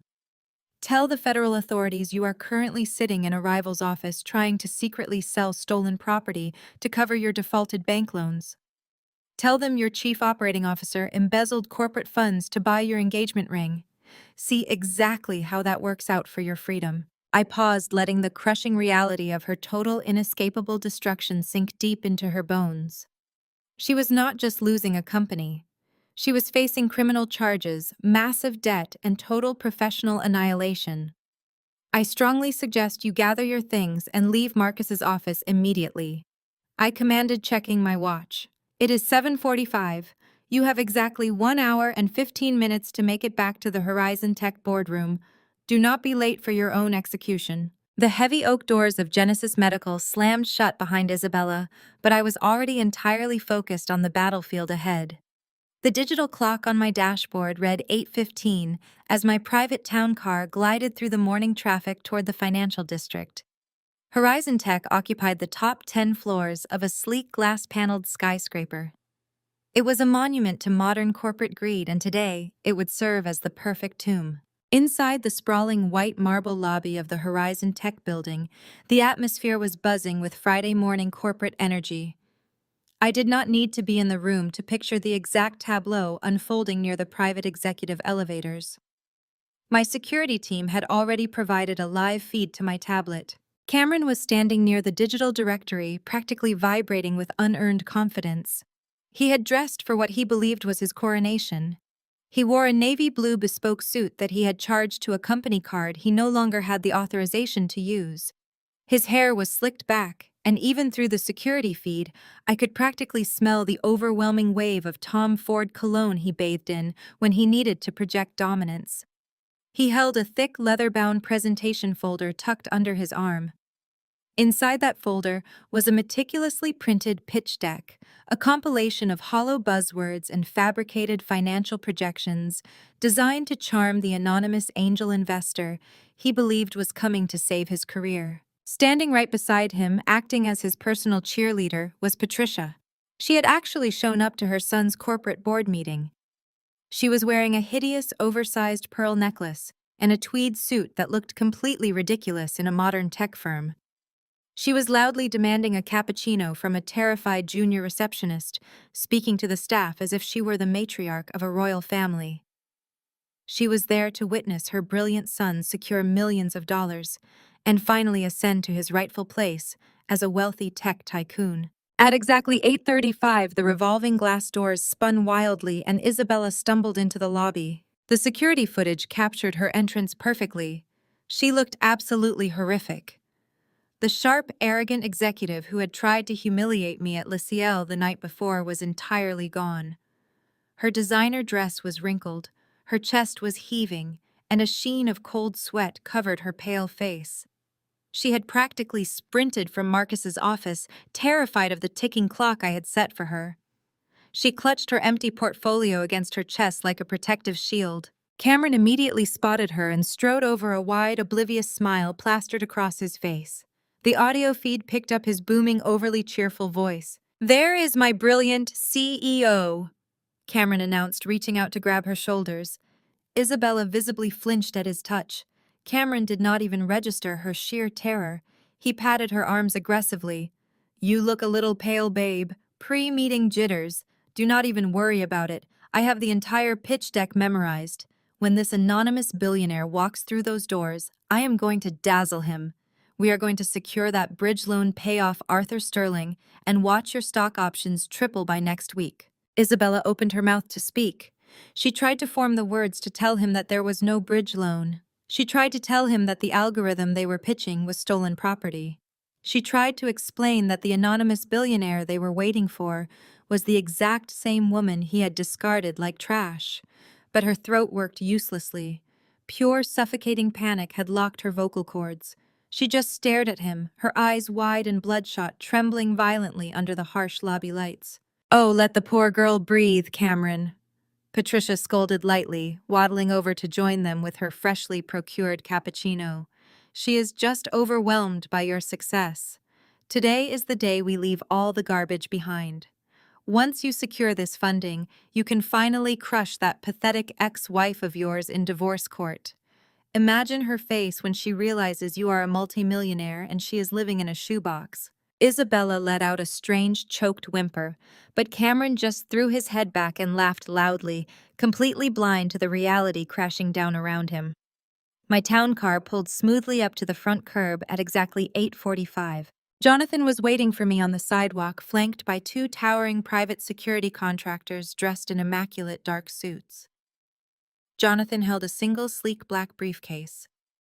It contained the asset transfer documents, the termination clauses, and the forensic accounting reports that would seal Cameron's fate. "Are we ready to execute?" Jonathan asked, his eyes gleaming with predatory legal anticipation. "Take no prisoners, Jonathan," I replied, stepping out of the vehicle and buttoning my charcoal blazer. "Let us show them who actually owns this building." The four of us moved as a single unstoppable unit. The heavy revolving glass doors parted, and I stepped onto the white marble floor of the Horizon Tech lobby. The sharp, authoritative click of my heels echoed off the high ceilings, cutting through the ambient noise of the morning rush. People instinctively moved out of our way. Power has a gravitational pull, and right now I was an absolute black hole. I kept my gaze fixed dead ahead, walking with the measured, terrifying calm of an executioner ascending the scaffold. It took less than 10 seconds for Cameron to spot me. He was still standing by the elevators going over a pie chart in his presentation folder. He glanced up, his eyes catching the movement of my security detail, and then he saw my face. The reaction was instantaneous and entirely predictable. His smug smile vanished, replaced by a flash of genuine confusion, which rapidly mutated into a blazing defensive anger. He slammed his presentation folder shut and shoved it into Patricia's hands. He squared his shoulders, puffed out his chest, and marched directly across the lobby to intercept me. Isabella saw me a fraction of a second later. She let out a sharp gasp, taking 2 rapid steps backward until her spine hit the cool marble wall of the elevator bank. She pressed herself against the stone, her eyes darting wildly for an exit that did not exist. "What the hell are you doing here?" Cameron demanded, his voice booming across the lobby.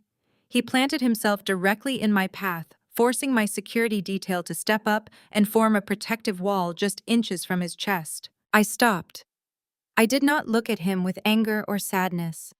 I looked at him the way one looks at a particularly unappealing stain on the bottom of a shoe.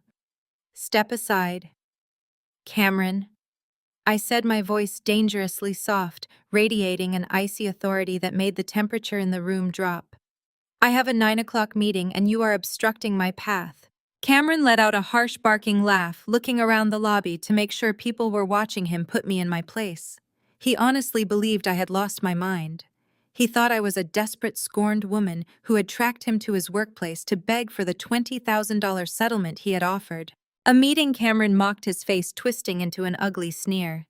"Are you stalking me to my office now? Are you seriously that pathetic, Diana?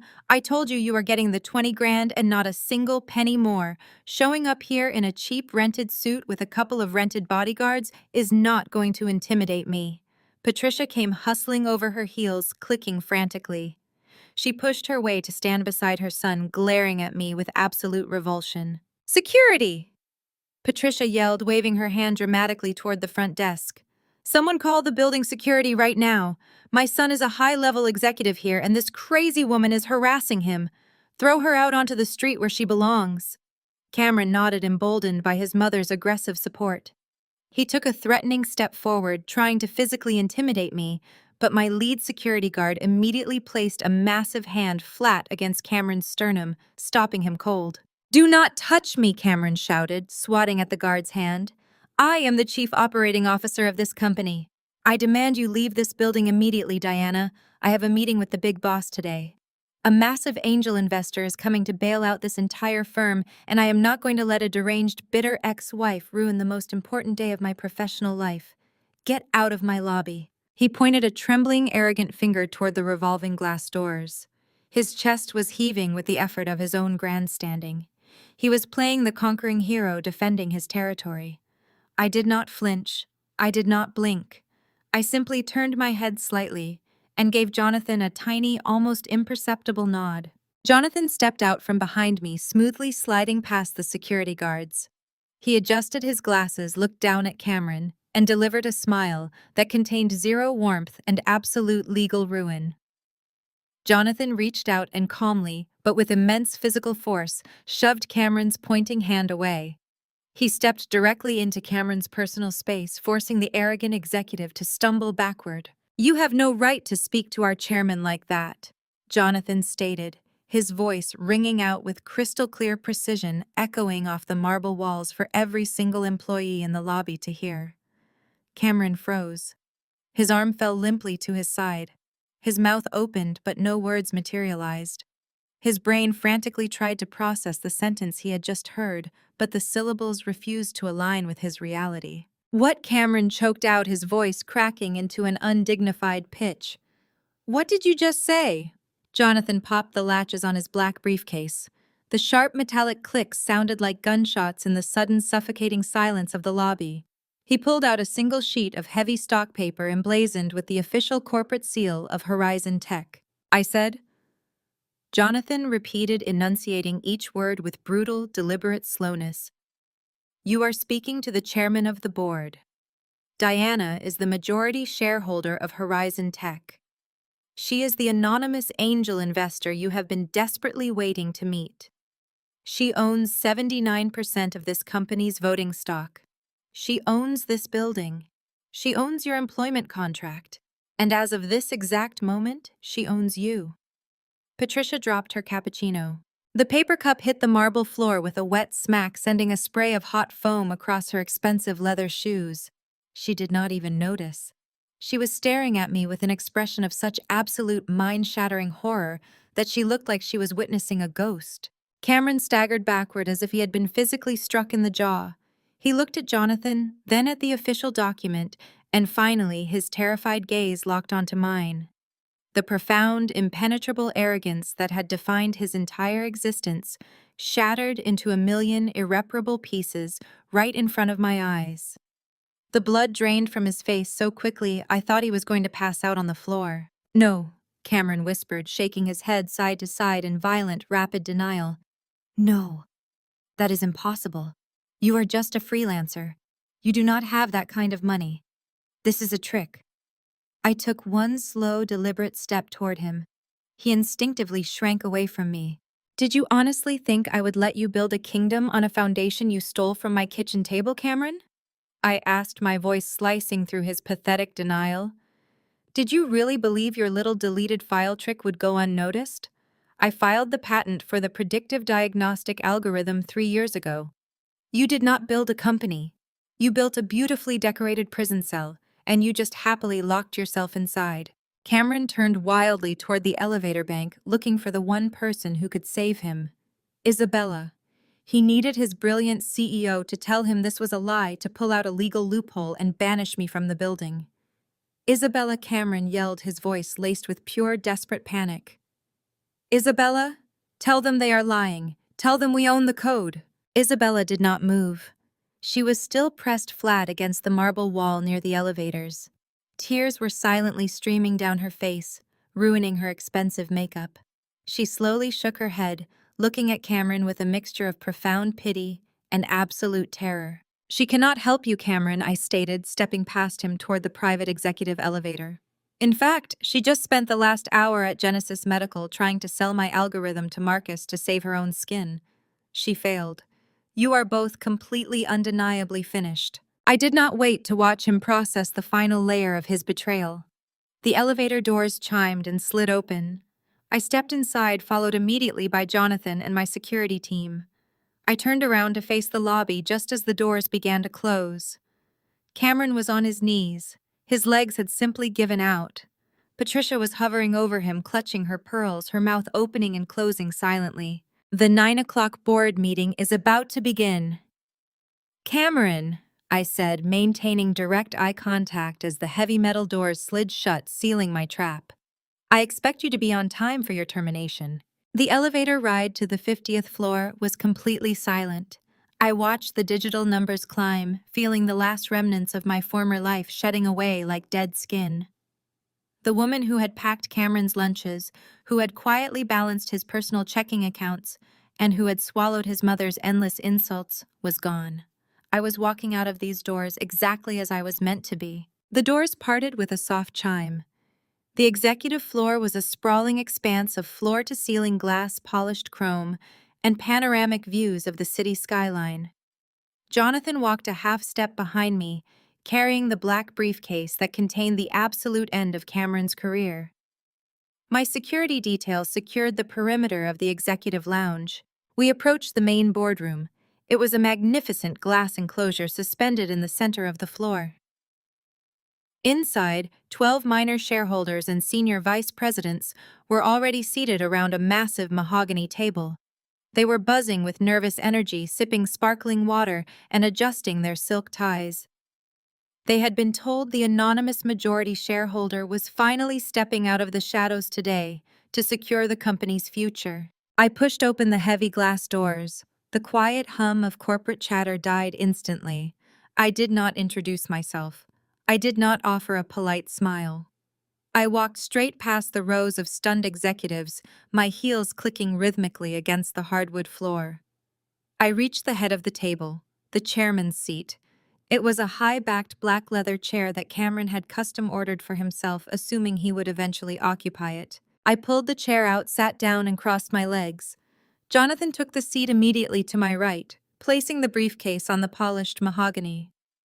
The minor shareholders exchanged bewildered glances. A few of the older men shifted uncomfortably, unsure if they should demand I leave or wait for an introduction. I simply folded my hands on the table and waited. At precisely 2 minutes past 9, the boardroom doors swung open again. Cameron walked in first. He had clearly tried to compose himself in the elevator. He had wiped the sweat from his forehead and adjusted his tie, trying to project the image of a fearless leader ready to welcome his savior. Isabella followed closely behind him, her face completely ashen, moving like a woman walking to the gallows. Patricia trailed behind them both, clutching her handbag tightly, eager to witness her son's glorious triumph. Cameron marched into the room, raising his hands to address the minor shareholders. He had a practiced, charismatic smile plastered on his face. "Gentlemen," Cameron announced, his voice carrying a false, booming bravado. "I apologize for the slight delay. Today is a monumental day for Horizon Tech. We are about to—" His eyes finally tracked to the head of the table. The words died in his throat. The charismatic smile slid off his face, replaced by a mask of pure, unfiltered shock. He stopped walking so abruptly that Isabella bumped into his back. Isabella peered around his shoulder. A heavy gold-plated fountain pen slipped from her trembling fingers. It hit the hardwood floor with a sharp clatter, rolling away under the table. She did not bend down to pick it up. She just stared at me, completely paralyzed. Patricia pushed her way past them, her brow furrowed in irritation.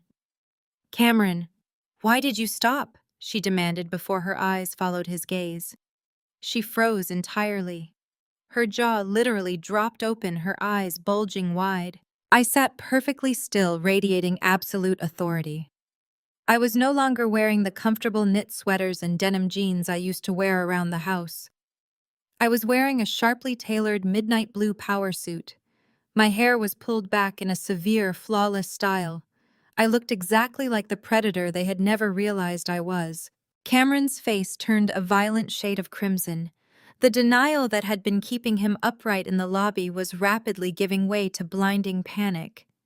He could not accept that he was being humiliated in front of his entire board of directors. "What the hell is going on here?"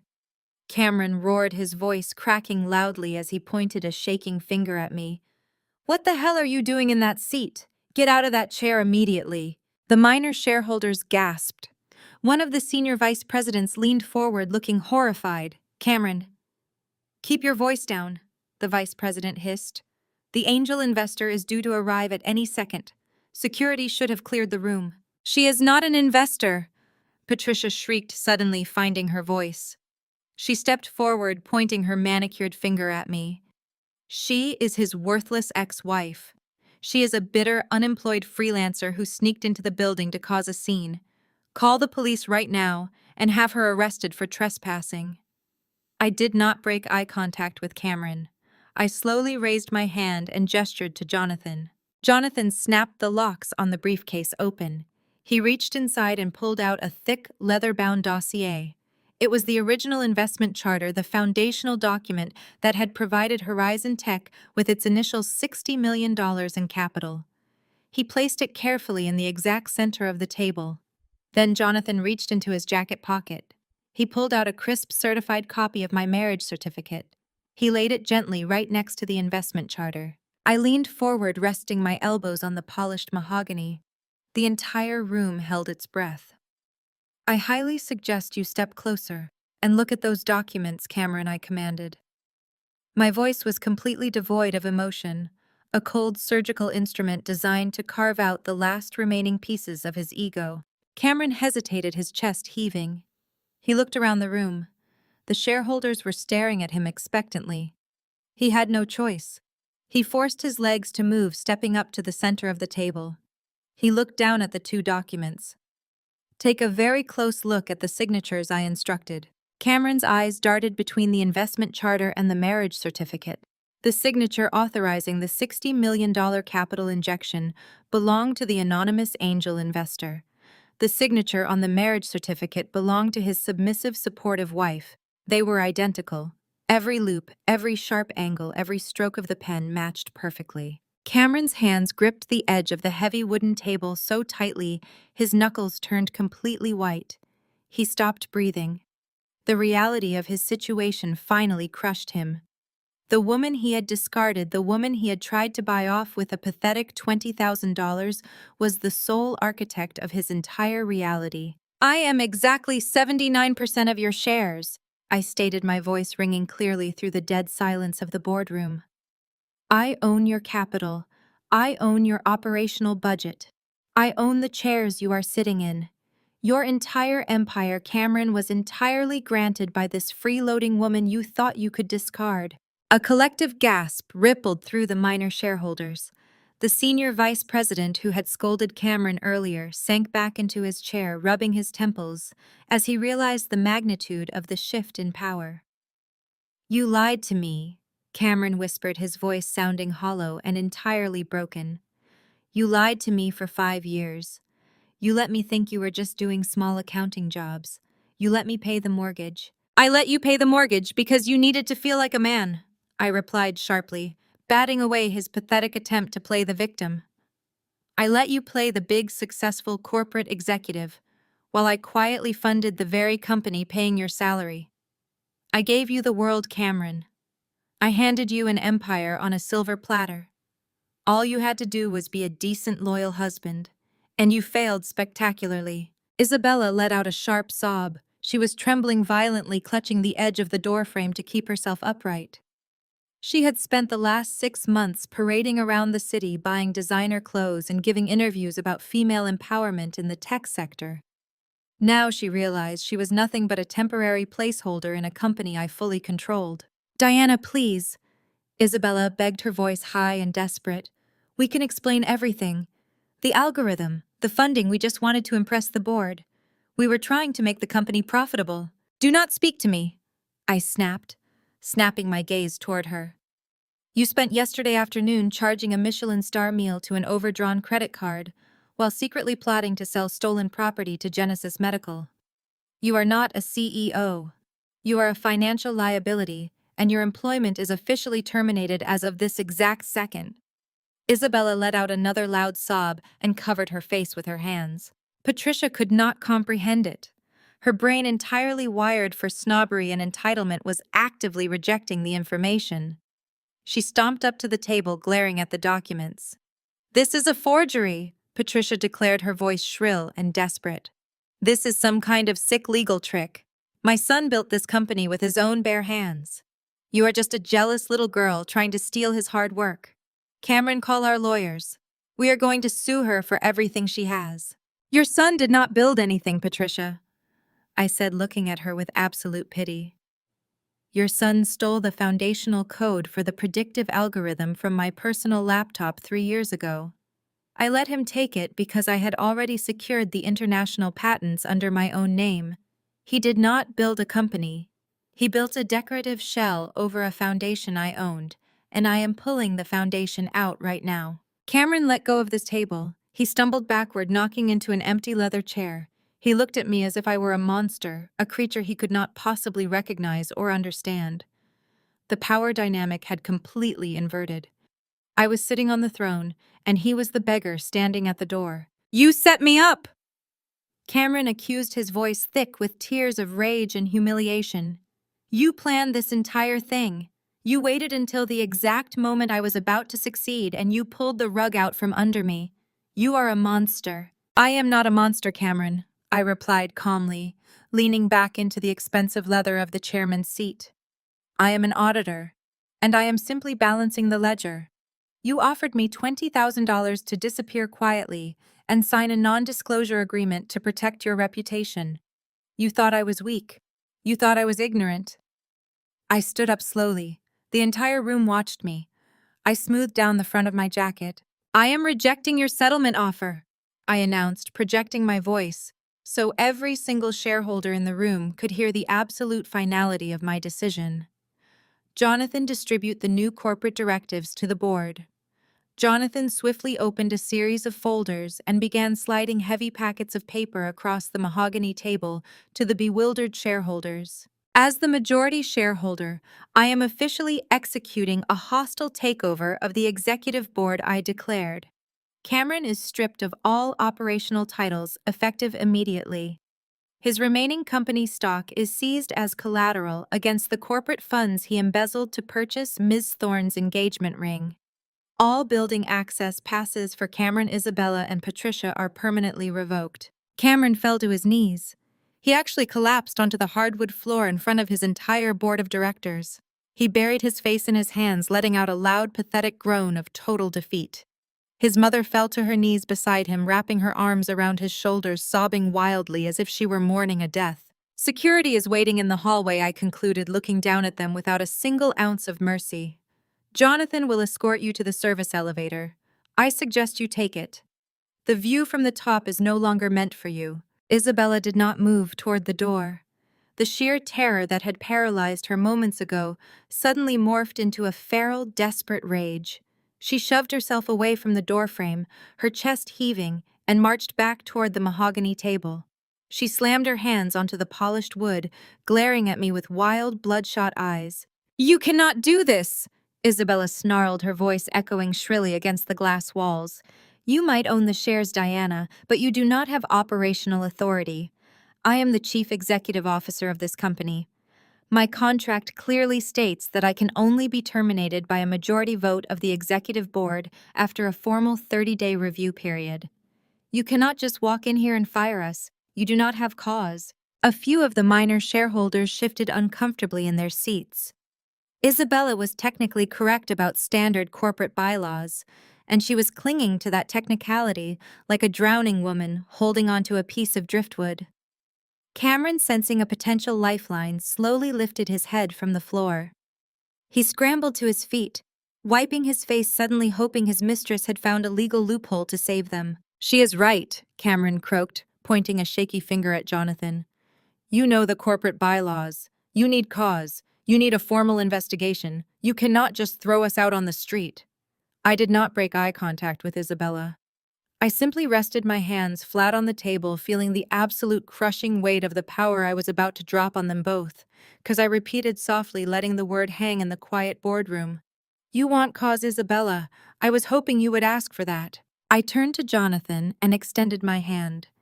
He did not hesitate. He reached into the heavy black briefcase and pulled out 3 thick, distinctively colored manila folders. He placed them in a neat stack directly in front of me. The boardroom was so quiet, I could hear the hum of the air conditioning vents. I picked up the first folder, a stark crimson red, and tossed it across the slick mahogany table. It slid perfectly, stopping right against Isabella's white knuckles. "Let us begin with your brilliant chief operating officer," I announced, my voice cold and precise. "That folder contains a fully certified forensic accounting report from Sterling National Bank. It details a highly specific wire transfer executed last Tuesday. Cameron utilized his executive credentials to bypass standard accounting protocols and withdrew $150,000 directly from Horizon Tech's operational capital." Cameron let out a strangled gasp, the remaining color draining from his face as he stared at the red folder. "He coded the withdrawal as a research and development software acquisition." I continued mercilessly. "He even fabricated a dummy invoice from a non-existent tech vendor to balance the master ledger. But the money did not go to a software vendor. The money went to a private jeweler in the Diamond District to purchase the cushion-cut engagement ring currently sitting on your left hand, Isabella." The minor shareholders erupted into furious, hushed whispers. The senior vice president slammed his hand onto the table, staring at Cameron with pure disgust. "That is textbook corporate embezzlement, wire fraud, and a severe breach of fiduciary duty," I stated, raising my voice to cut through the murmurs. "That is a federal crime, and that is your first cause for immediate, unceremonious termination." Isabella looked down at the massive diamond on her finger as if it had suddenly caught fire. She yanked her hand back, her breathing turning shallow and frantic. She looked at Cameron, her eyes wide with betrayal. "You used company money," Isabella hissed at him, her voice trembling with panic.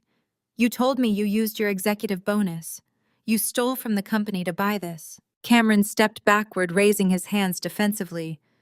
I was going to put it back, he pleaded, his voice breaking. I just needed the bridge loan to go through today. I was going to replace the funds before the quarterly audit. I swear, you are not going to be here for the quarterly audit. I interrupted, picking up the second folder. This one was a deep, imposing navy blue. I threw it across the table. It landed right on top of the red one. This brings us to your second cause for termination, Isabella, I said, leaning forward. Open it. Isabella's hands were shaking so violently she could barely grip the cover. She flipped it open. Staring back at her were copies of international patent registrations, copyright certificates, and legally binding intellectual property deeds.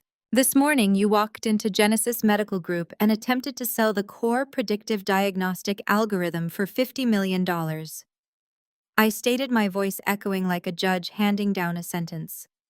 You personally guaranteed Marcus that Horizon Tech held the exclusive rights to that code. You lied. That blue folder contains the time-stamped patents proving that my private holding company has owned that algorithm for 3 years. The senior vice president stood up abruptly, his chair scraping loudly against the floor.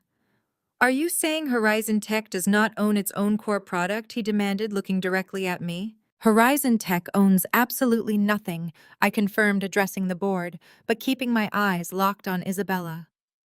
Cameron stole a rough draft of my code from our kitchen table.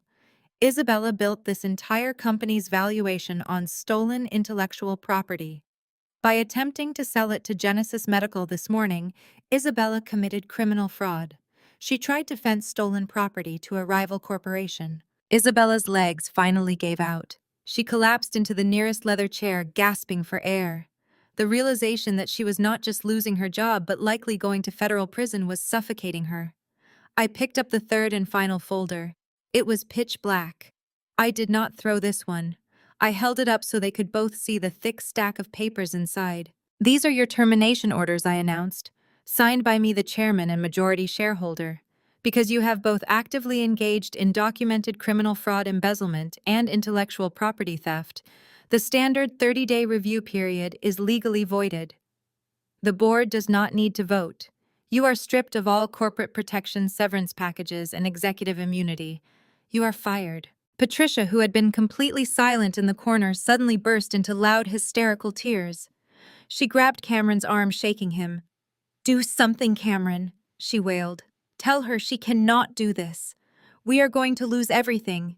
He has already lost everything, Patricia, I said, my voice hardening into absolute steel. But I am not quite finished. I opened the black folder and pulled out the final document. It was a single page highlighted with aggressive red markers. When you two geniuses drafted your executive contracts, you insisted on incredibly strict morals and fiduciary liability clauses, I explained, watching their eyes widen in renewed terror. You wanted to make sure that if any lower-level employee damaged the company's reputation or bottom line, you could sue them into oblivion. Unfortunately for you, those clauses apply to the C-suite as well. I placed the document on the table and tapped it with my index finger. By embezzling corporate funds, stealing intellectual property, and attempting to commit corporate fraud, you have triggered the executive clawback provision, I stated. Horizon Tech is officially holding you both personally liable for the institutional damage and the fraudulent valuation you created. How much? Cameron choked out, his voice barely a whisper. How much do we owe? Jonathan stepped forward, buttoning his jacket. The corporate damages combined with the intellectual property theft penalties and the immediate repayment of embezzled funds total exactly $20 million. Jonathan declared, his voice ringing with absolute predatory satisfaction. That is a personal liability. It pierces your corporate veil. Isabella let out a blood-curdling scream. It was a sound of pure, unadulterated despair. $20 million. It was a death sentence. You cannot do that, Isabella shrieked, clutching her chest.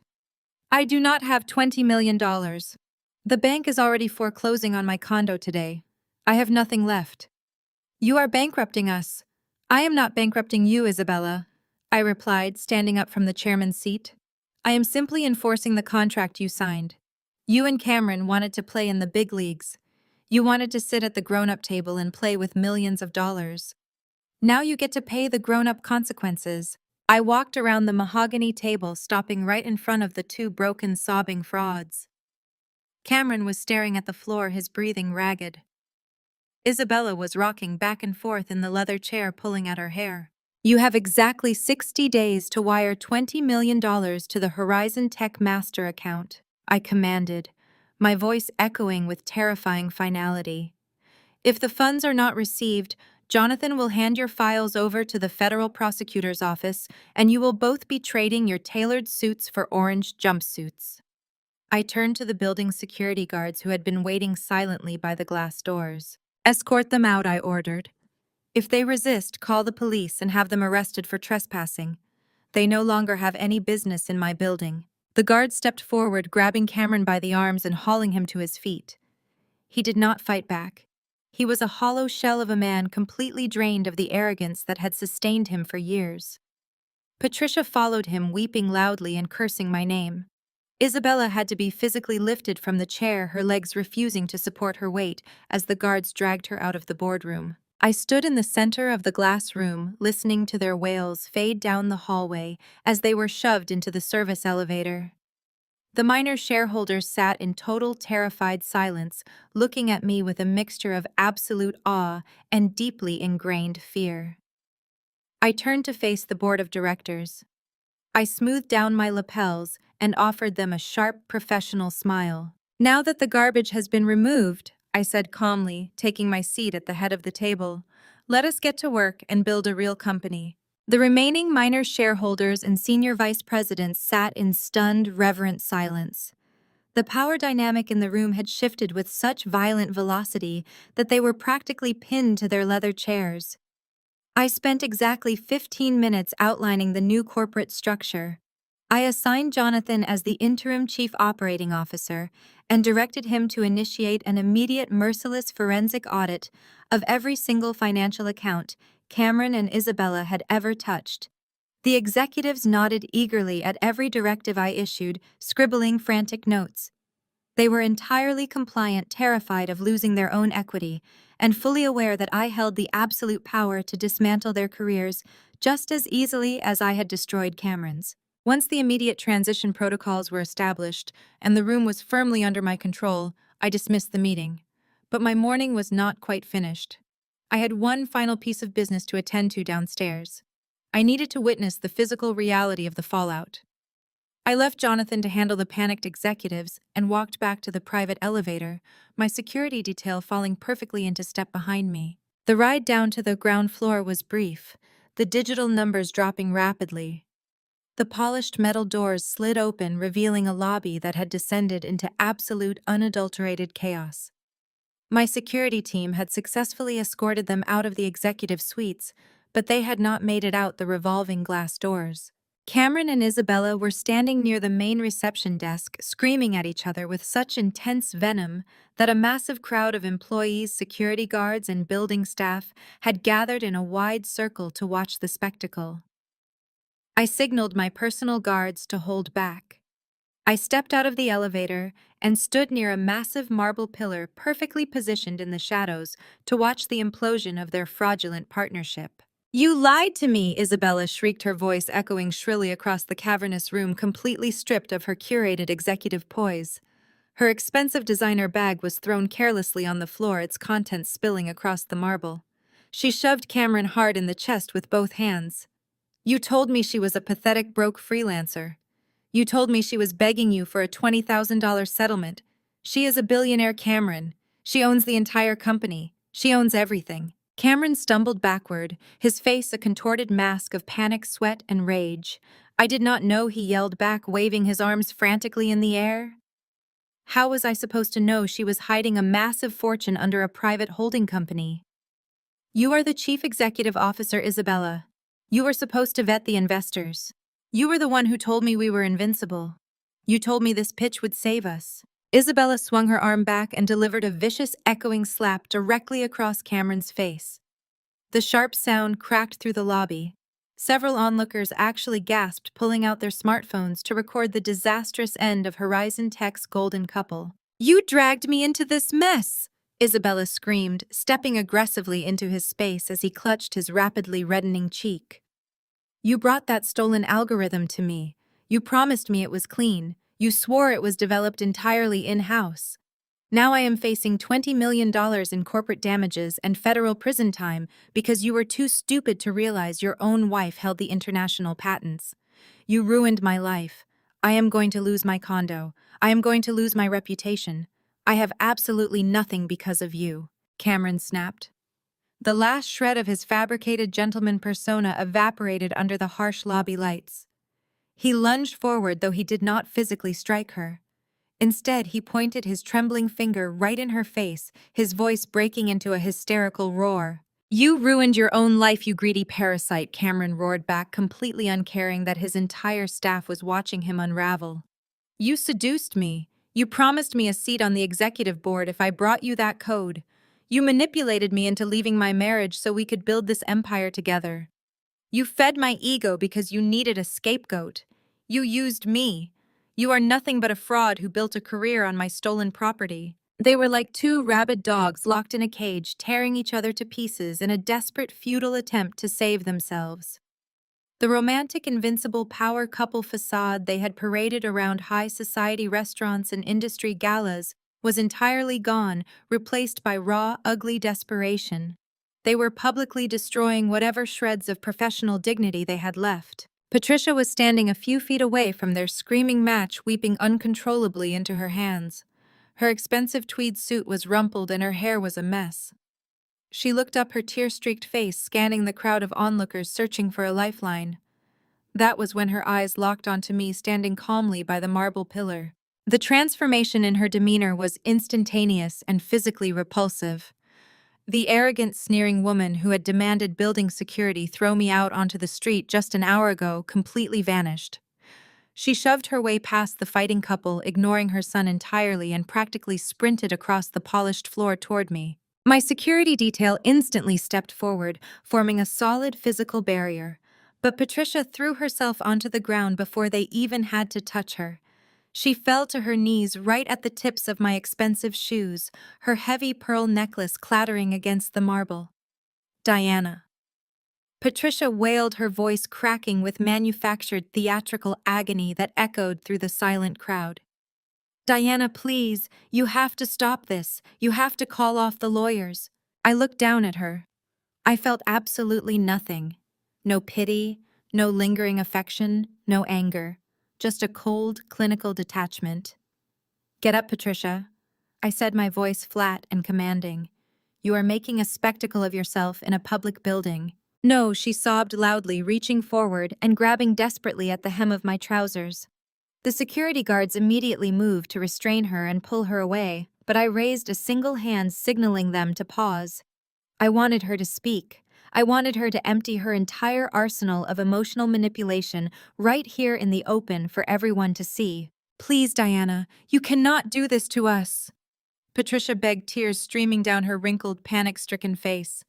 $20 million will ruin us permanently. We will lose the family home. Cameron will go to jail. He is a good man, Diana. He just made a terrible, foolish mistake. He got confused and manipulated by that awful, conniving woman. Patricia shot a venomous, hateful glare back at Isabella, who was still screaming obscenities at Cameron near the reception desk. She looked back up at me, clasping her hands together in a desperate prayer. "Think of the 10 years of marriage you shared with my son. Think of the vows you took. You were my daughter, Diana. I loved you like my own flesh and blood. You are a kind, generous, loving woman. You cannot destroy your own family over a simple business dispute. Find it in your wonderful heart to forgive him. Withdraw the corporate damages. Please, Diana. I am begging you on my hands and knees. Have mercy on us." It was a masterful performance of maternal desperation, carefully crafted to weaponize my empathy. 5 years ago, I might have faltered. 5 years ago, the thought of destroying someone's life, even someone who had deeply wronged me, would have kept me awake at night with guilt. But I was no longer the naive, accommodating woman they had systematically worn down. I was the woman who had built an empire in the shadows while they mocked my very existence. I looked down at Patricia's pleading, tear-stained face. I remembered the countless family dinners where she had criticized my career choices, my wardrobe, and my inability to provide her with grandchildren. I remembered her standing silently by while Cameron flaunted his blatant affair. I remembered her holding a cappuccino, laughing joyously about crushing me in divorce court just a single hour prior. I gently reached down and pried her clutching fingers off the fabric of my trousers. I took one deliberate step back, creating a cold physical distance between us. "You never loved me like a daughter, Patricia," I stated, my voice echoing clearly in the sudden absolute quiet of the lobby. Even Cameron and Isabella had stopped their screaming match to listen to my final verdict. "You tolerated me because I paid the household bills while your son pretended to be a technological genius. You enjoyed having a quiet, compliant servant to make your son's life easier." I adjusted the cuff of my blazer, looking directly into her wide, panicked eyes. "And you are right about one thing," I continued smoothly. "I am a generous woman. But my generosity is exclusively reserved for people who possess integrity." Patricia opened her mouth to beg again, but I cut her off. "Earlier today, standing in this exact lobby, you told me I should have planned better," I reminded her, throwing her own cruel, arrogant words right back into her face. "You told me I was pathetic, unprepared, and about to be crushed in divorce court. You were absolutely right, Patricia. I should not have planned better for a life with Cameron. I should have planned for exactly this moment." I looked past her, meeting Cameron's terrified, bloodshot eyes and then Isabella's pale, ruined face. "So my plan today is very simple," I announced, my voice slicing through the heavy air like a perfectly sharpened blade. "I am going to step out of this building, get into my car, and let the law do its exact job. Good luck covering your debts." Patricia let out a devastated, breathless gasp. She slumped forward onto the marble floor, her face buried in her hands, sobbing with the absolute certainty of her impending, inescapable ruin. Cameron took a staggering, desperate step toward me, his face slick with sweat. "Diana, wait," he pleaded, his voice cracking into a pathetic whimper. "Please. You know I cannot survive without—" I did not even let him finish the sentence. I turned my back on him. I turned my back on Isabella, who was shivering violently by the reception desk. I turned my back on the entire toxic, fraudulent family that had tried to bury me alive. "Let us go," I instructed my security team. The guards formed a tight, impenetrable perimeter around me as I walked toward the revolving glass doors. The crowd of employees silently parted, stepping aside respectfully to let the true owner of Horizon Tech pass. I stepped out into the crisp morning air of the city. The sun was shining brightly, glinting off the massive glass skyscrapers of the financial district. My private town car was waiting precisely where I had left it, the engine purring softly at the curb. Jonathan was standing by the open rear door, a faint, satisfied smile on his face. I slid into the luxurious leather back seat, feeling a profound, absolute sense of peace settle over my entire body. The heavy door closed with a solid thud, sealing away the screaming, the begging, and the pathetic remnants of my past forever. 6 months later, the towering, heavy oak doors of the county courthouse offered a very different kind of closure.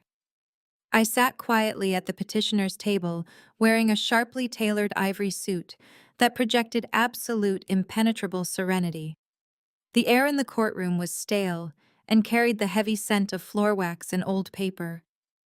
Jonathan sat perfectly upright beside me, organizing a synchronized, meticulously tabbed stack of legal exhibits. We did not need to speak or strategize. The brutal war had already been fought and decisively won in the glass-paneled boardroom of Horizon Tech. Today was merely the bureaucratic formality of sweeping up the leftover ashes. The heavy wooden doors at the back of the courtroom groaned open, and Cameron shuffled inside. The physical sight of him was genuinely jarring.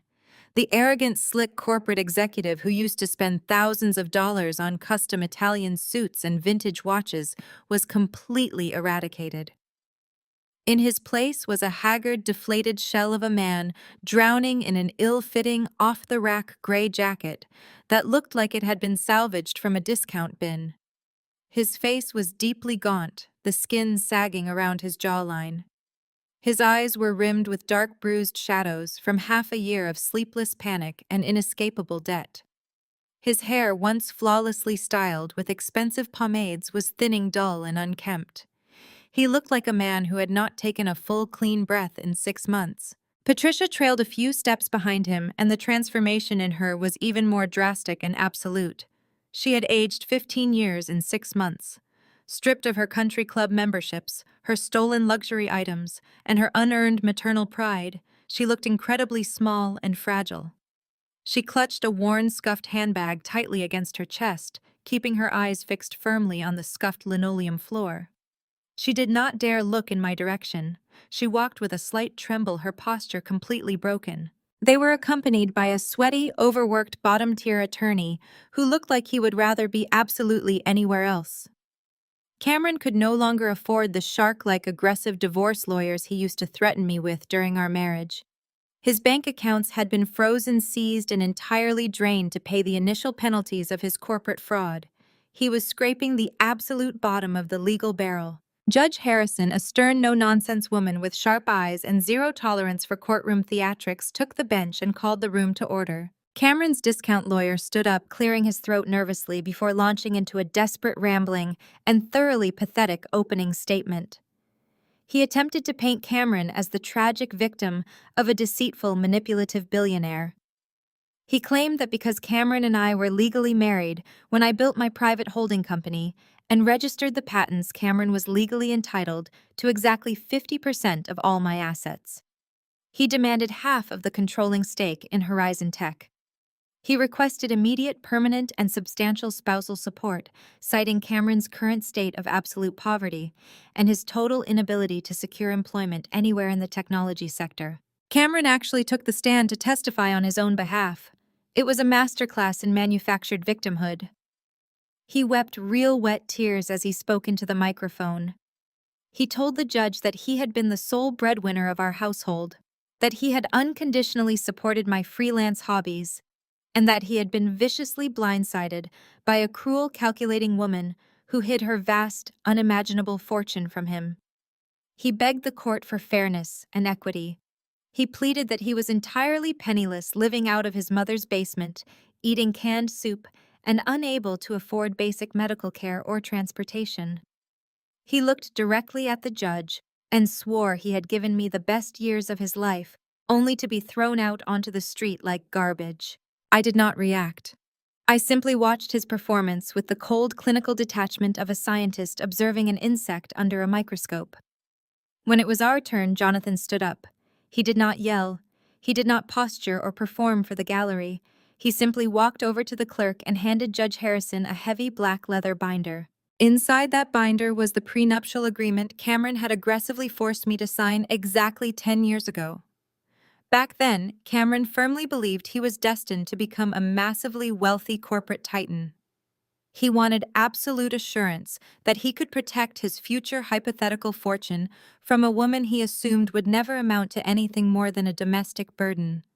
The document explicitly legally stated that any business ventures, capital gains, or intellectual property created individually during the marriage remained the sole and separate property of the creator.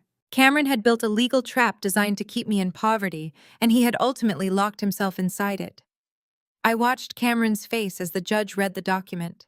He squeezed his eyes shut, his shoulders trembling as he realized his own greed from a decade ago had just destroyed his final lifeline. But Jonathan was not finished. He smoothly presented the financial ledgers to the court. He submitted the verified time-stamped bank receipts for Isabella's massive diamond engagement ring, the luxury hotel rooms, the expensive dinners, and the unauthorized weekend getaways. He laid out the meticulous, undeniable paper trail of Cameron's corporate embezzlement. He submitted the security footage of Cameron attempting to physically intimidate me in the Horizon Tech lobby. He submitted the forensic digital analysis, proving conclusively that Cameron had stolen the predictive algorithm directly from my personal encrypted server. The temperature in the courtroom seemed to plummet as Judge Harrison leafed through the mountain of damning evidence. She lowered her reading glasses and looked at Cameron with an expression of profound, unfiltered disgust. She did not just deny his requests. she systematically obliterated them. Judge Harrison ruled that the prenuptial agreement was entirely valid, legally binding, and fully enforceable. Cameron was entitled to absolutely nothing from my corporate holdings, my real estate portfolio, or my personal bank accounts. He would not receive a single cent of spousal support. Furthermore, due to the thoroughly documented theft of marital funds used to finance his affair and his blatant embezzlement of corporate capital, the judge ordered Cameron to pay massive civil restitution directly to me. He was permanently stripped of any claim to the marital home. He walked into that courtroom desperately hoping for a winning lottery ticket, and he walked out carrying an anvil of inescapable, crushing debt. The final strike of the judge's wooden gavel echoed like a gunshot, signaling the absolute termination of Cameron's relevance in my life. The aftermath of that day rippled out, cementing the total destruction of everyone who had tried to bury me. Isabella's fate was far more severe than simple corporate termination. The Securities and Exchange Commission had not been nearly as forgiving as the corporate board. Isabella had been formally indicted for criminal intellectual property theft, corporate espionage, and massive financial fraud. Her executive financial licenses were permanently and irrevocably revoked. She was currently out on bail awaiting a federal criminal trial that carried a mandatory minimum sentence of 10 years in a federal penitentiary. She had desperately tried to turn state's evidence, attempting to throw Cameron under the bus to save herself, but the federal prosecutors had the emails, the encrypted texts, and the security footage from Genesis Medical Group. She had nowhere left to hide. Her beautiful beachfront condo had been seized by the bank. Her leased luxury cars had been aggressively repossessed. She was entirely disgraced, permanently shunned by the industry she had desperately, ruthlessly tried to rule. Cameron and Patricia had lost everything else. The civil penalties, the corporate restitution, and the mounting legal fees had rapidly consumed whatever meager hidden savings they had left. Patricia's pristine suburban house, the very house where she had gleefully insulted me over countless holiday dinners, had been foreclosed upon by the bank. With no credit, no steady income, and a massive legal judgment hanging directly over their heads, they had exactly one option left for survival. A few weeks after the divorce was finalized, my private security team provided a final conclusive update on their whereabouts. Cameron and Patricia had finally moved. They had not relocated to a smaller suburban house or a modest, respectable apartment in the city. They had signed a lease in a dilapidated, rusting trailer park on the absolute furthest outskirts of the county limits. The security photos showed the grim reality of their new existence. The trailer park was surrounded by a rusted chain-link fence situated directly next to a noisy, polluting industrial highway.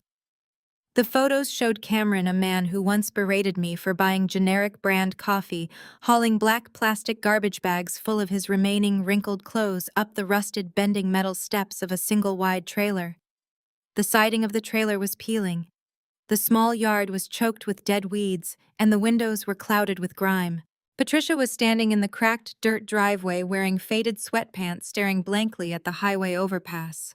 She looked completely broken, entirely isolated, and permanently stripped of her vanity, her stolen wealth, and her grand illusions of superiority.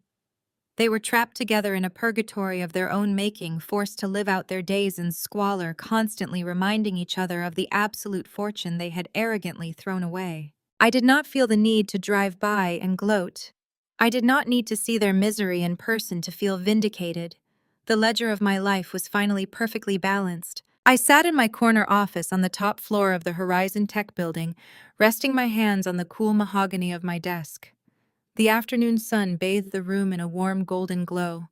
I looked out the massive floor-to-ceiling windows, watching the sprawling city skyline stretch out beneath me.